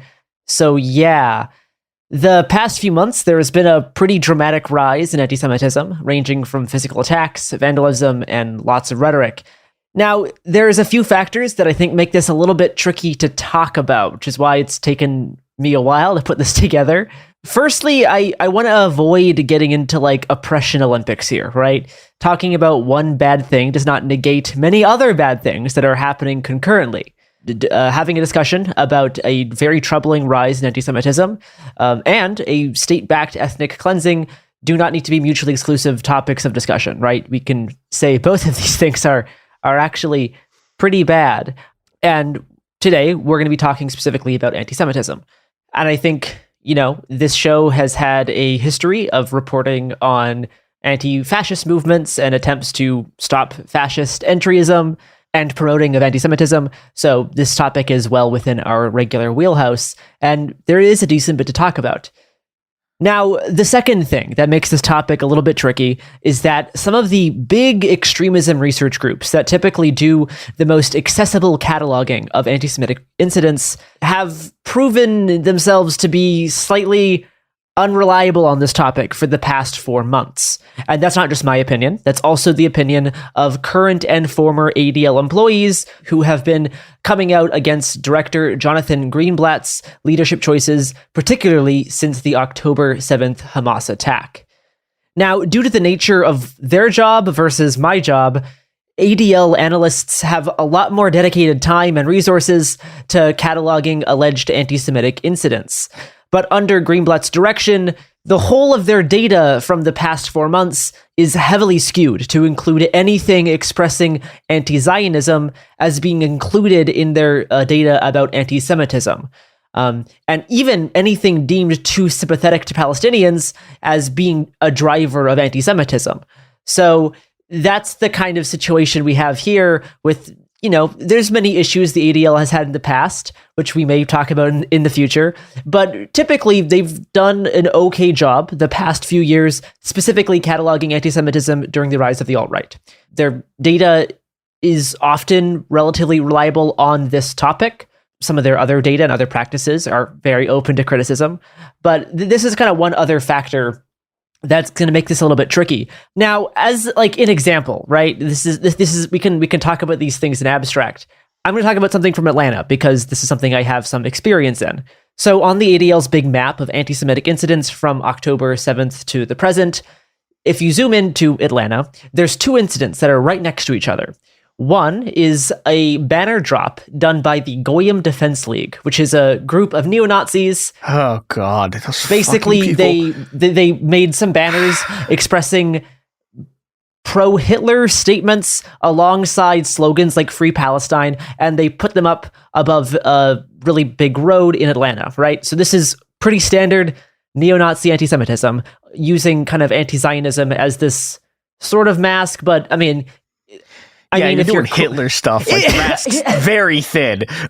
Yes, exactly. It's not really masked because you also have a Hitler banner. But like, if someone only sees one banner, be like, oh, it's a Palestine banner. But no, it's actually a Nazi banner. So we have this incident logged.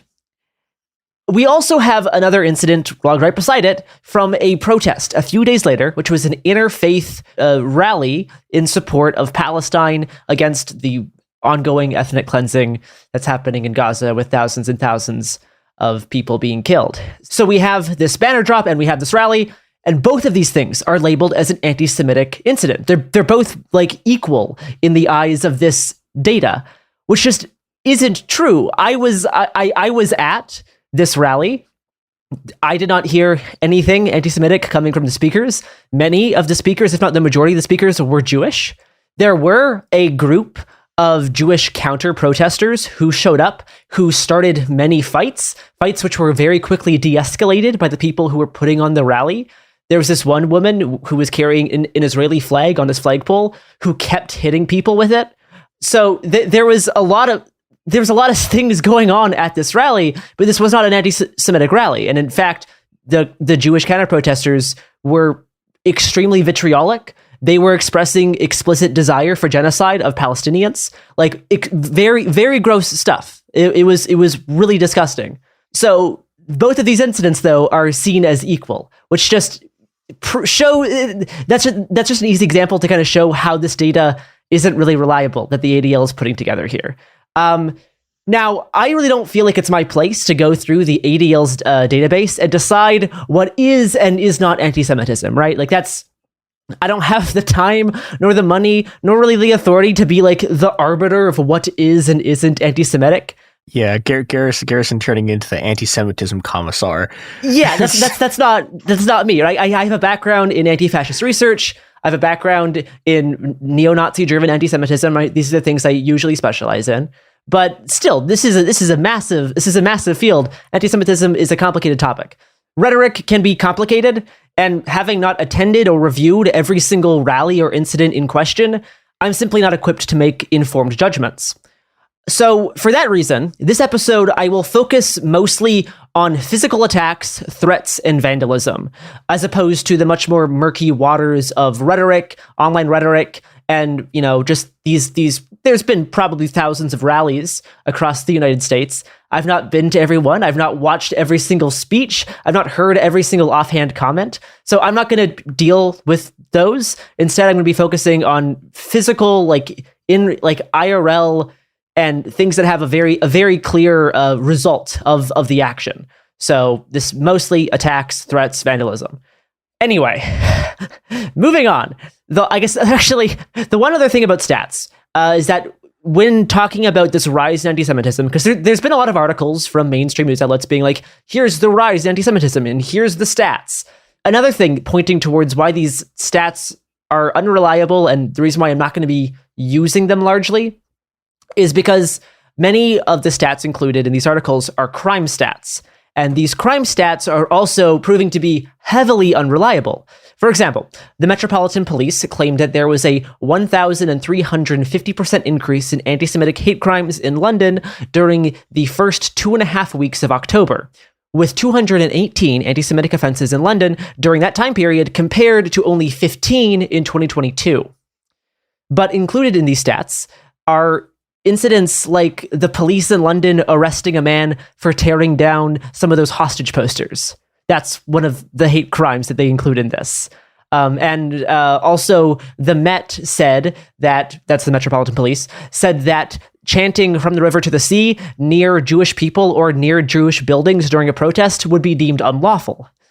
And I think there is a debate to be had whether if you're just protesting outside of a random Jewish building, that's probably not great, and that could be an indicator of anti-Semitism, but having that chant be deemed unlawful for just being near other Jewish people, like I said, at the rally in Atlanta, there was a whole bunch of Jewish counter-protesters who came to start fights. So you're going to be around Jewish people. If you're you're marching around, or if you're outside an Israeli embassy, that's in my opinion, a very valid target for protest. That would be considered a Jewish building.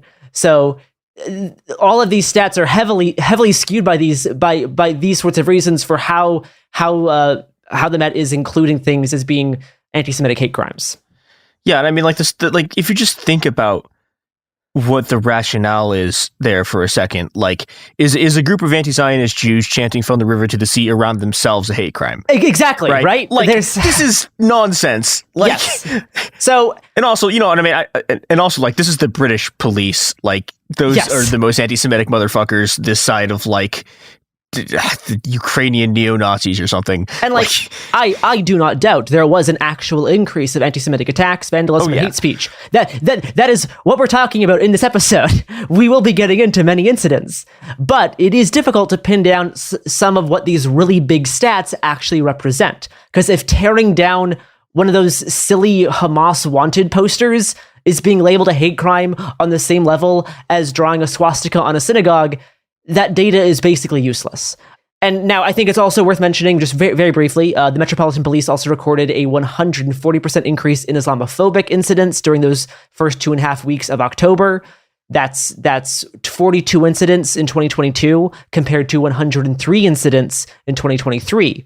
And while that percentage is lower than the anti-Semitic stat, it also indicates how much more common Islamophobia in London is, because the regular amount of reported incidents from last year is so much higher than the regular reported amount of anti-Semitic incidents. Like having 42 incidents per like 2.5 weeks be the normal stat is not great. And maybe someone should look into why British people are so Islamophobic. I mean that's a whole episode in and of itself. Islamophobia in the UK is a massive, massive problem. But just as a comparison, I thought I might as well say that. We will get to Hanukkah next, but it has already been 13 minutes of me talking about stats and giving disclaimers, so that means it's time for an ad break. I'm not going to do a silly ad transition, just listen to the ads.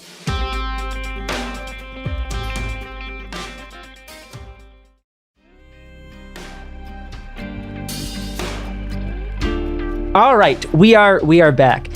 Since we just finally escaped the holiday season, let's begin by talking about Hanukkah.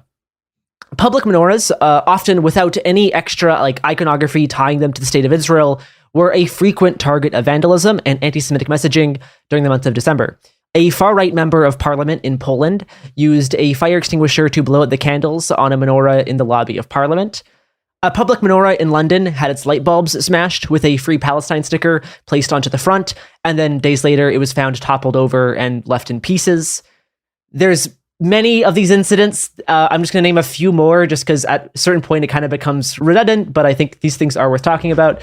An 11-foot, 350-pound menorah next to Lake Merritt in Oakland was cut up and destroyed in mid-December, with pieces being thrown into the nearby lake. A message was graffitied that led, "We're gonna find you. You're on alert." It was also reported that there was graffiti left nearby that read "Free Palestine" in Arabic, but I can't confirm that. The picture they have online does not match what Free Palestine in Arabic looks like, but I'm not an expert on Arabic, so I just can't confirm that, but that is being reported in local Jewish newspapers. A menorah sand sculpture commissioned in Palm Beach was destroyed and left defaced with a swastika. Outside a synagogue in a suburb of Washington, D.C., a menorah was toppled over on the eve of Hanukkah, and 2 menorahs were vandalized and damaged in Brooklyn in early December by masked individuals. So, one other similar incident I will talk about, which is kind of interesting, is that there was this pro-Palestine protest at Yale, where one of the protesters climbed up onto this massive, I don't know how tall it was, but it was huge. They had to climb up pretty high on this big public menorah and placed a Palestinian flag kind of around one of the little arms on the menorah. But very quickly, within seconds of this happening, other pro-Palestine protesters, noticing this is kind of disrespectful, asked this person to take it down, almost immediately. This is a very quick exchange.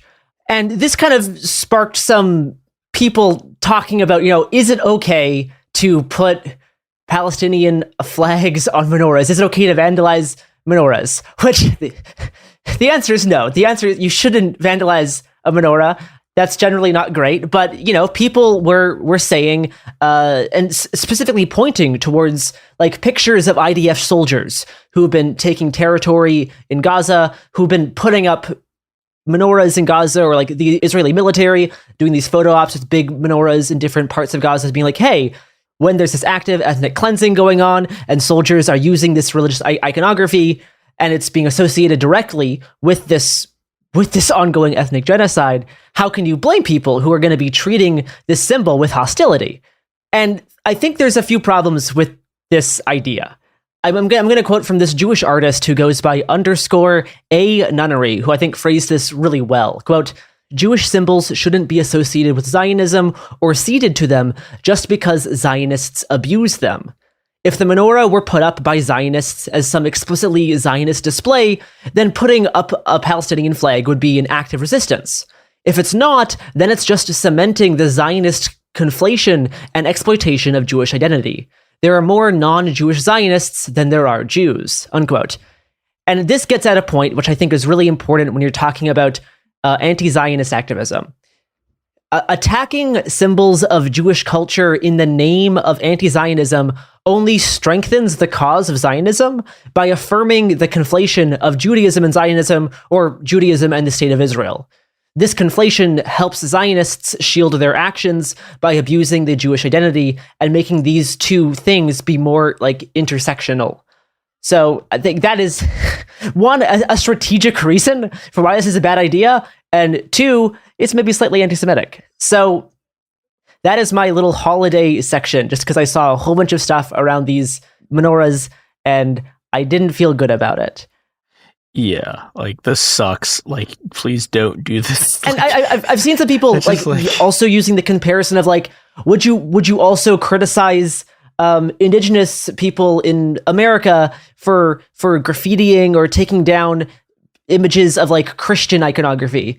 And like, no, because the oppression faced by Christians and the oppression faced by Jewish people are two different things. Like these are actually historically, these are very different things. So no, these things actually cannot be compared, in my opinion. But now I'm going to talk about some international incidents, because I think we have a tendency to overfocus on America when there's a whole bunch of other stuff happening in, the rest of the world. Back in October, a historic synagogue in Tunisia was burned down by a mob of hundreds of people in response to reports that an Israeli airstrike hit a hospital in Gaza. This sucks. I shouldn't have to explain why burning down a historical synagogue is anti-Semitic because you don't like something the State of Israel did. That's just isn't like, that's just Nazi shit. Like, come on. Yeah. So a month later in November, someone posted a video online of themselves pouring fuel and setting fire to the only synagogue in Armenia. The entrance was damaged in the arson attack, but no one was hurt. The only synagogue in Wrocław, Poland, sorry, I probably butchered that, but it is a hard word. But the only synagogue in this town in Poland to survive the Holocaust was defaced with graffiti that read, quote, Israel criminals and murderers, unquote. And then like a week, or I guess earlier that week, a group of teenagers also destroyed a menorah in this same town. In mid-October, Molotov cocktails were thrown at a synagogue in Berlin. After Hanukkah in Belgium, a Jewish cemetery was vandalized with swastikas on gravestones. In late November, a Molotov cocktail was thrown at a Jewish community center in Montreal. Earlier that month, shots were fired at 2 different Jewish schools in Montreal in 3 different incidents. And 4 Holocaust memorials in Germany were vandalized with a mix of anti-Semitic and anti-Zionist messages. So again, like when I was looking at these ones in Germany, the actual content of about half of these messages were not anti-Semitic, but the act of doing this at a Holocaust memorial just is like it gives me the ick. And there's arguments could be made that this does actually play into anti-Semitic tropes. Like you're blaming dead Jewish people for the actions of the current state of Israel. Like and also half of these messages left at these Holocaust memorial sites were also just blatantly anti-Semitic, like very, very clearly, like Nazi style stuff. I do not have time to go over all of the incidents across Europe. There is a great deal many. There's many, many, many that I've not mentioned. These are just a few. Like I said, I'm focusing on like vandalism, very, very clear cut stuff. people doing arson attacks, right? It's just very, very basic stuff. This stuff in Montreal, not great. Montreal, Canada, get your shit together. Although, unfortunately not surprising, but still upsetting, is Jews being barred from shops across Turkey. And there's a whole bunch of very gross government-sponsored anti-Semitism across Turkey, campaigns to prohibit the sale of land to Jewish people. A lot of bad stuff in Turkey, but that's not incredibly surprising. Yeah, I mean, it's Erdogan. Like, he fucking sucks ass. And Erdogan is a man who has personally ordered children to be burned alive with firebombs. So, this is not out of character for him. Yeah. And I guess, finally, this one other thing about Hanukkah is that, so last month, right after the end of Hanukkah, bomb threats were sent out en masse to more than 400 Jewish centers and synagogues across the United States. This was most likely orchestrated by the same kind of small number of individuals. All of the messages were very similar. None of these were incredibly credible, but it still sparked a whole bunch of bomb sweeps and concern, because when Jewish synagogues get bomb threats, that's not an empty threat either. Like, this is, like, there is historical precedent. Yeah, well, and I also, like, I think the other thing that's important about this too is, like, this is like one of the things is the culmination of everything the right's been doing for the last, like, 8 years has been the development of, like, this cadre of people who do bomb threats. Calling in bomb threats as a tactic, yes. No, there's the concerted effort for bomb threats at hospitals that provide transgender care, abortion clinics. There was a string of weirdly organized bomb threats against schools about a year or two ago that I think Robert did an episode on. Yeah, and now we're here at, we're at bomb threats against synagogues, which is terrifying. According to the Secure Community Network, a nonprofit security organization that tracks threats made against Jewish communities, bomb threats and swatting incidents, basically trying to get a SWAT team to show up somewhere because you lied about there being like an ongoing crime or something. But bomb threats and swatting incidents targeted against Jewish centers saw over a 500% increase in 2023 compared to the previous year, which I have no reason to believe is incorrect.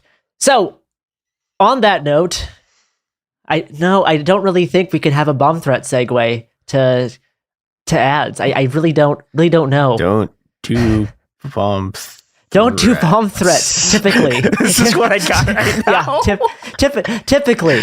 Anyway, do you know what else is da bomb these ads? Okay, fine.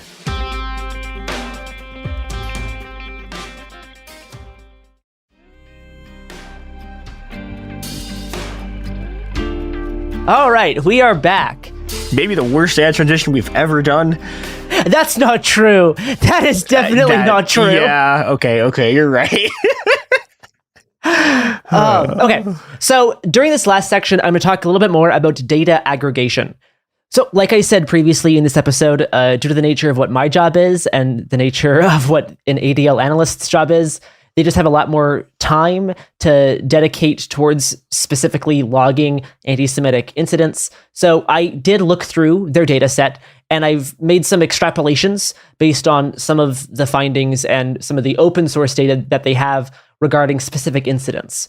So on that note, the ADL has logged around 1,100 anti-Semitic incidents since October 7th, not related to protest rallies. So this is specifically all the incidents that are not related to these big pro-Palestinian, interfaith, many Jewish-led rallies. Now, I'm not saying that nothing anti-Semitic has not happened at any of those rallies, but these rallies were logged simply as, quote, anti-Israel rallies, which featured overt anti-Semitism, anti-Zionism, and or expressions of support for terror.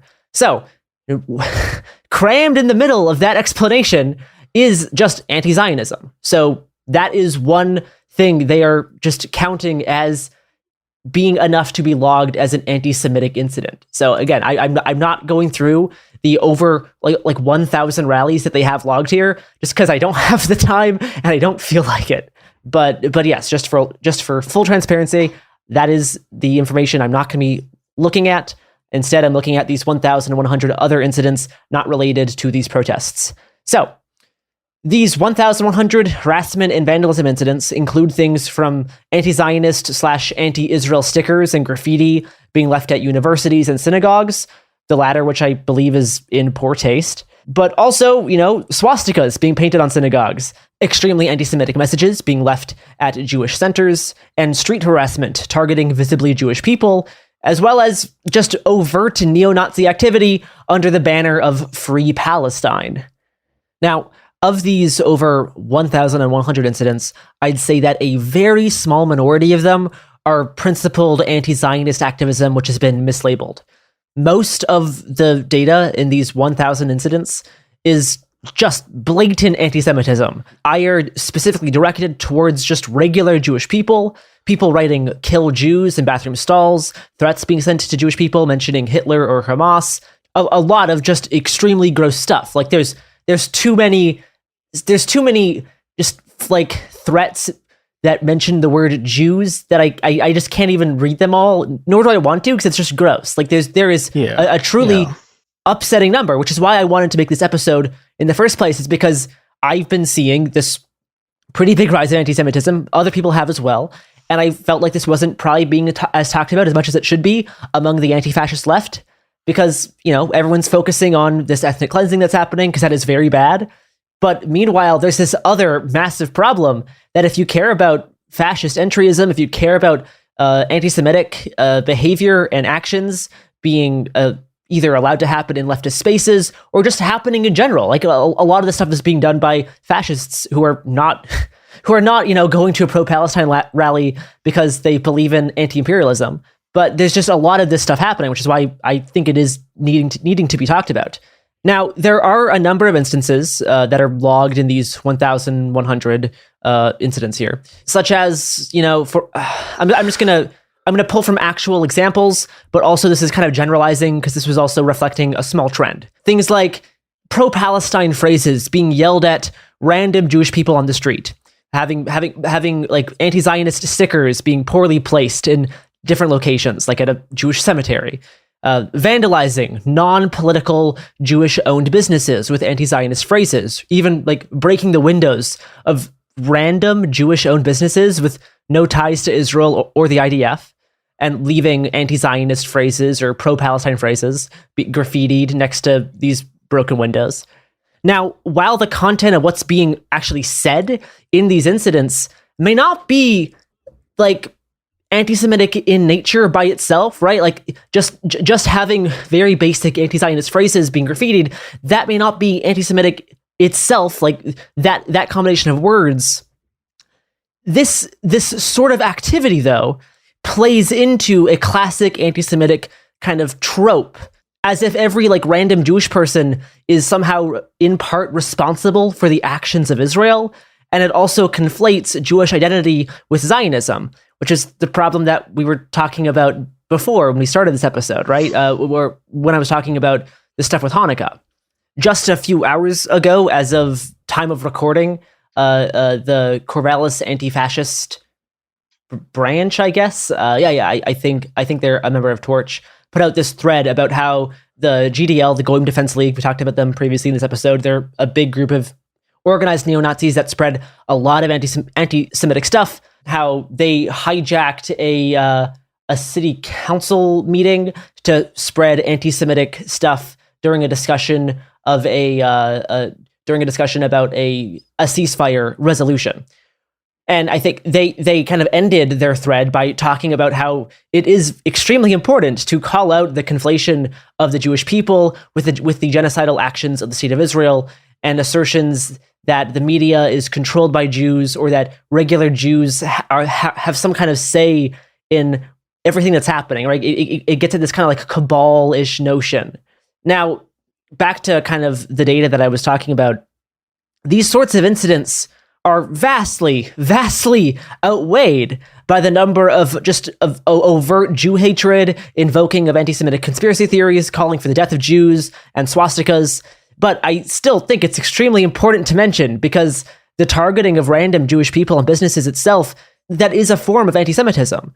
And this activity helps to reinforce the abuse of the Jewish identity by inextricably linking it to Zionism, which only strengthens the Zionist ideology. So that's my little mini rant about the way we've been seeing some of these things play out. Now, many of these over 1,000 incidents logged use anti-Zionism as a sort of cover for just spreading anti-Semitism, particularly from known white supremacist and neo-Nazi groups. The GDL is a good example. There's also groups like White Lives Matter and a number of others that I could name that when you're looking through the ADL's data on these 1,000 or so incidents, a large amount of them are done by the Goyim Defense League, the GDL. And this is a strategic thing for them, right? They're seeing the kind of moment that people are in culturally, the way people are talking about Israel, and if they can find a way to squeeze in their neo-Nazi talking points kind of under this very, very thin Palestine kind of veneer, that's great for them. If they can get people to start almost mindlessly repeating their style of talking points, that's great for them, right? It makes sense why they're putting so much time and dedication to this, because they're trying to use this moment and abuse the thousands of people who might be more susceptible to this right now to spread their ideology and to do entryism. Like, this is a part of what their tactic is. So while it's true that many of these incidents do come from explicitly Nazi groups, there's also just a really upsettingly and shockingly large number of them that come from students from middle school to college who are ostensibly anti-Israel, but are going about it via targeting random Jewish people and spreading anti-Semitism, whether that's intended or not. But a lot of the talking points are just anti-Semitic talking points. Now, I'm not in the heads of anybody. I'm not talking to the 12-year-old in some middle school in Colorado who's leaving anti-Semitic messages in a bathroom stall, but the effect is kind of the same. And just the sheer number of specifically like middle school, junior high, high school incidents that are logged among this 1,000 was just incredibly distressing. Yeah, and I think a lot of what's going on here is that, like, the U.S.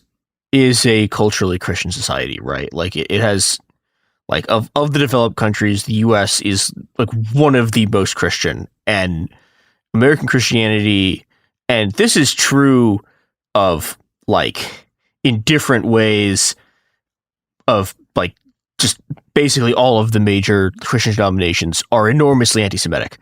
Like, and they're anti-Semitic in very different in weird ways. Like, I mean, I spent some time recently for something else, like, reading about, like, this argument between, like, the evangelicals who are like, we need to have all the Jews go back to Israel so that we can bring about the second coming, and they were in a fight with the hardline, like, right-wing Lutherans, and the hardline right-wing Lutherans are like, what the fuck do you mean? Like, no, like, the Holy Land belongs to us, not the Jews. What the fuck are you guys doing? Right? It's like, this is the baseline of American society, right? Yeah. It's unbelievably anti-Semitic in ways that, you know, are just sort of passed down through like culture, are culturally received and absorbed in ways that people don't, like, see or understand or think about, because it's just it's the water that you know, you swim in American culture, in this sort of like this hegemonic Christian society. And that means that, like,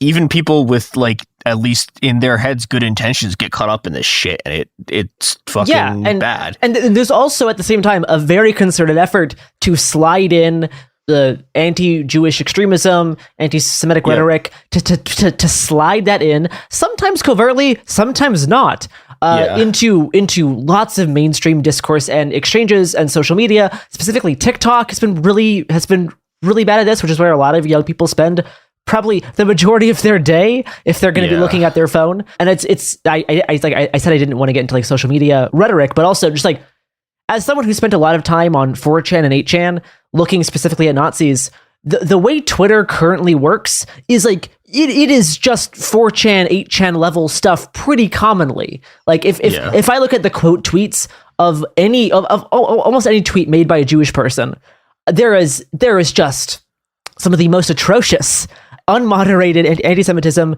that I've seen on a platform like like Twitter. Like this is really like 8chan level stuff.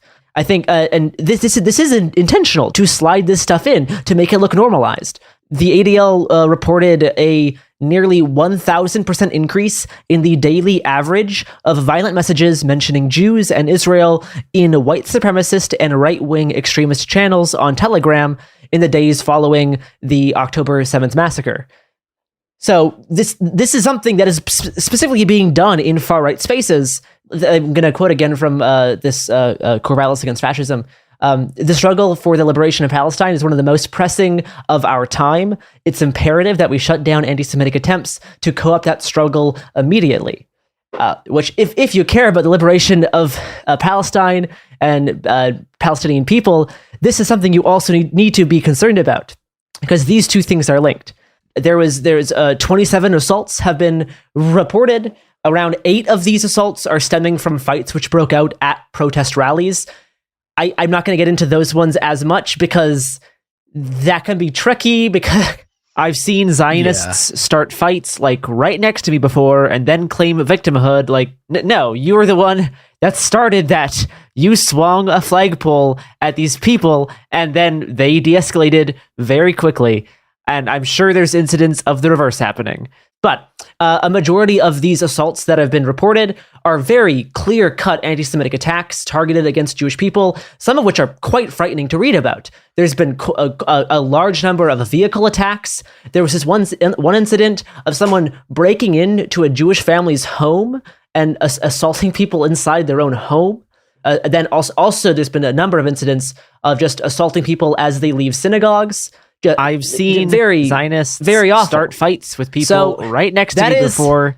That is kind of what I had to say about this rise in anti-Semitism, because I saw this being a major problem that was being not talked about as much as it should be, because it is higher than what we've seen in years. Not to even mention the rise in Islamophobia, which is also a massive rise in Islamophobia has been happening the past 4 months, including resulting in murders, right? Just in the 4 weeks after October 7th, the Council on American Islamic Relations logged an unprecedented number of Islamophobic incidents. The research and advocacy director, Corey Saylor, said in a statement, quote, "Both Islamophobia and anti-Arab racism are out of control in ways we have not seen in almost 10 years. The 1,283 complaints we have received over the past month represent a 216% increase in requests for help and reports of bias. The Islamophobic and anti-Palestinian rhetoric that have been used to justify both violence against Palestinians in Gaza and silent supporters of Palestinian human rights here in America have contributed to this unprecedented surge in bigotry." It's just been bad the past 4 months. Yeah. It's just, things have been bad. There's been murders, there's been assaults. It's horrible. And I think both of these things are things that need to be interrogated more. The Islamophobic incidents as well as anti-Semitic incidents. So that's what I wanted to talk about as I have been slowly logging more synagogue attacks, more death threats, all of these sorts of stuff. So yeah, that's kind of all I have to say today. Yeah, it's real bad. I don't know. I mean, it's bad out there. I mean, if you care about the struggle of the liberation of Palestine and the people in Palestine, you need to, if you see anything that plays into these sorts of anti-Semitic tropes that we've talked about, blaming just random Jewish people for what's going on, attacking random Jewish-owned businesses without any ties to the IDF, without any ties to the state of Israel, just all of this stuff, it needs to be called out, because this actually, this sort of thing only strengthens the ideology of Zionism. So if you call yourself an anti-Zionist, it is your imperative duty to be on the watch for this sort of thing and stop it if you see it. That's kind of the thesis at the end of this. All right. Well, without further ado, I think we will end this episode. Stay safe out there, everybody. Hopefully, this new year won't be complete chaos for all of us. Hey, we'll be back Monday with more episodes every week from now until the heat death of the universe. It Could Happen Here is a production of Cool Zone Media. For more podcasts from Cool Zone Media, visit our website, coolzonemedia.com, or check us out on the iHeartRadio app, Apple Podcasts, or wherever you listen to podcasts. You can find sources for It Could Happen Here updated monthly at coolzonemedia.com/sources. Thanks for listening. Kids, pets, life, your sofa sees it all. But with a washable sofa, stains don't stand a chance. All of our sofa collections come with fully machine washable covers and cushions, making cleanup effortless. Liquid and stain-resistant fabrics provide extra protection against everyday messes. Plus, with modular designs, you can rearrange your sofa however you like. Perfect for growing families and changing spaces. Starting at just $699, it's time to upgrade to a stress-free, mess-proof sofa. Visit washablesofas.com today and save. Offers are subject to change, and certain restrictions may apply. Wasn't that delicious? So good. Your bill, ladies. I got it. No, I got it. Seriously, I insist. I insisted first. Oh, don't be silly. You don't be silly. People with the Wells Fargo Active Cash credit card prefer to pay because they earn unlimited 2% cash rewards on purchases. Okay, rock, paper, scissors for it. Rock, paper, scissors, shoot. No! The Wells Fargo Active Cash credit card. Visit wellsfargo.com/activecash. Terms apply.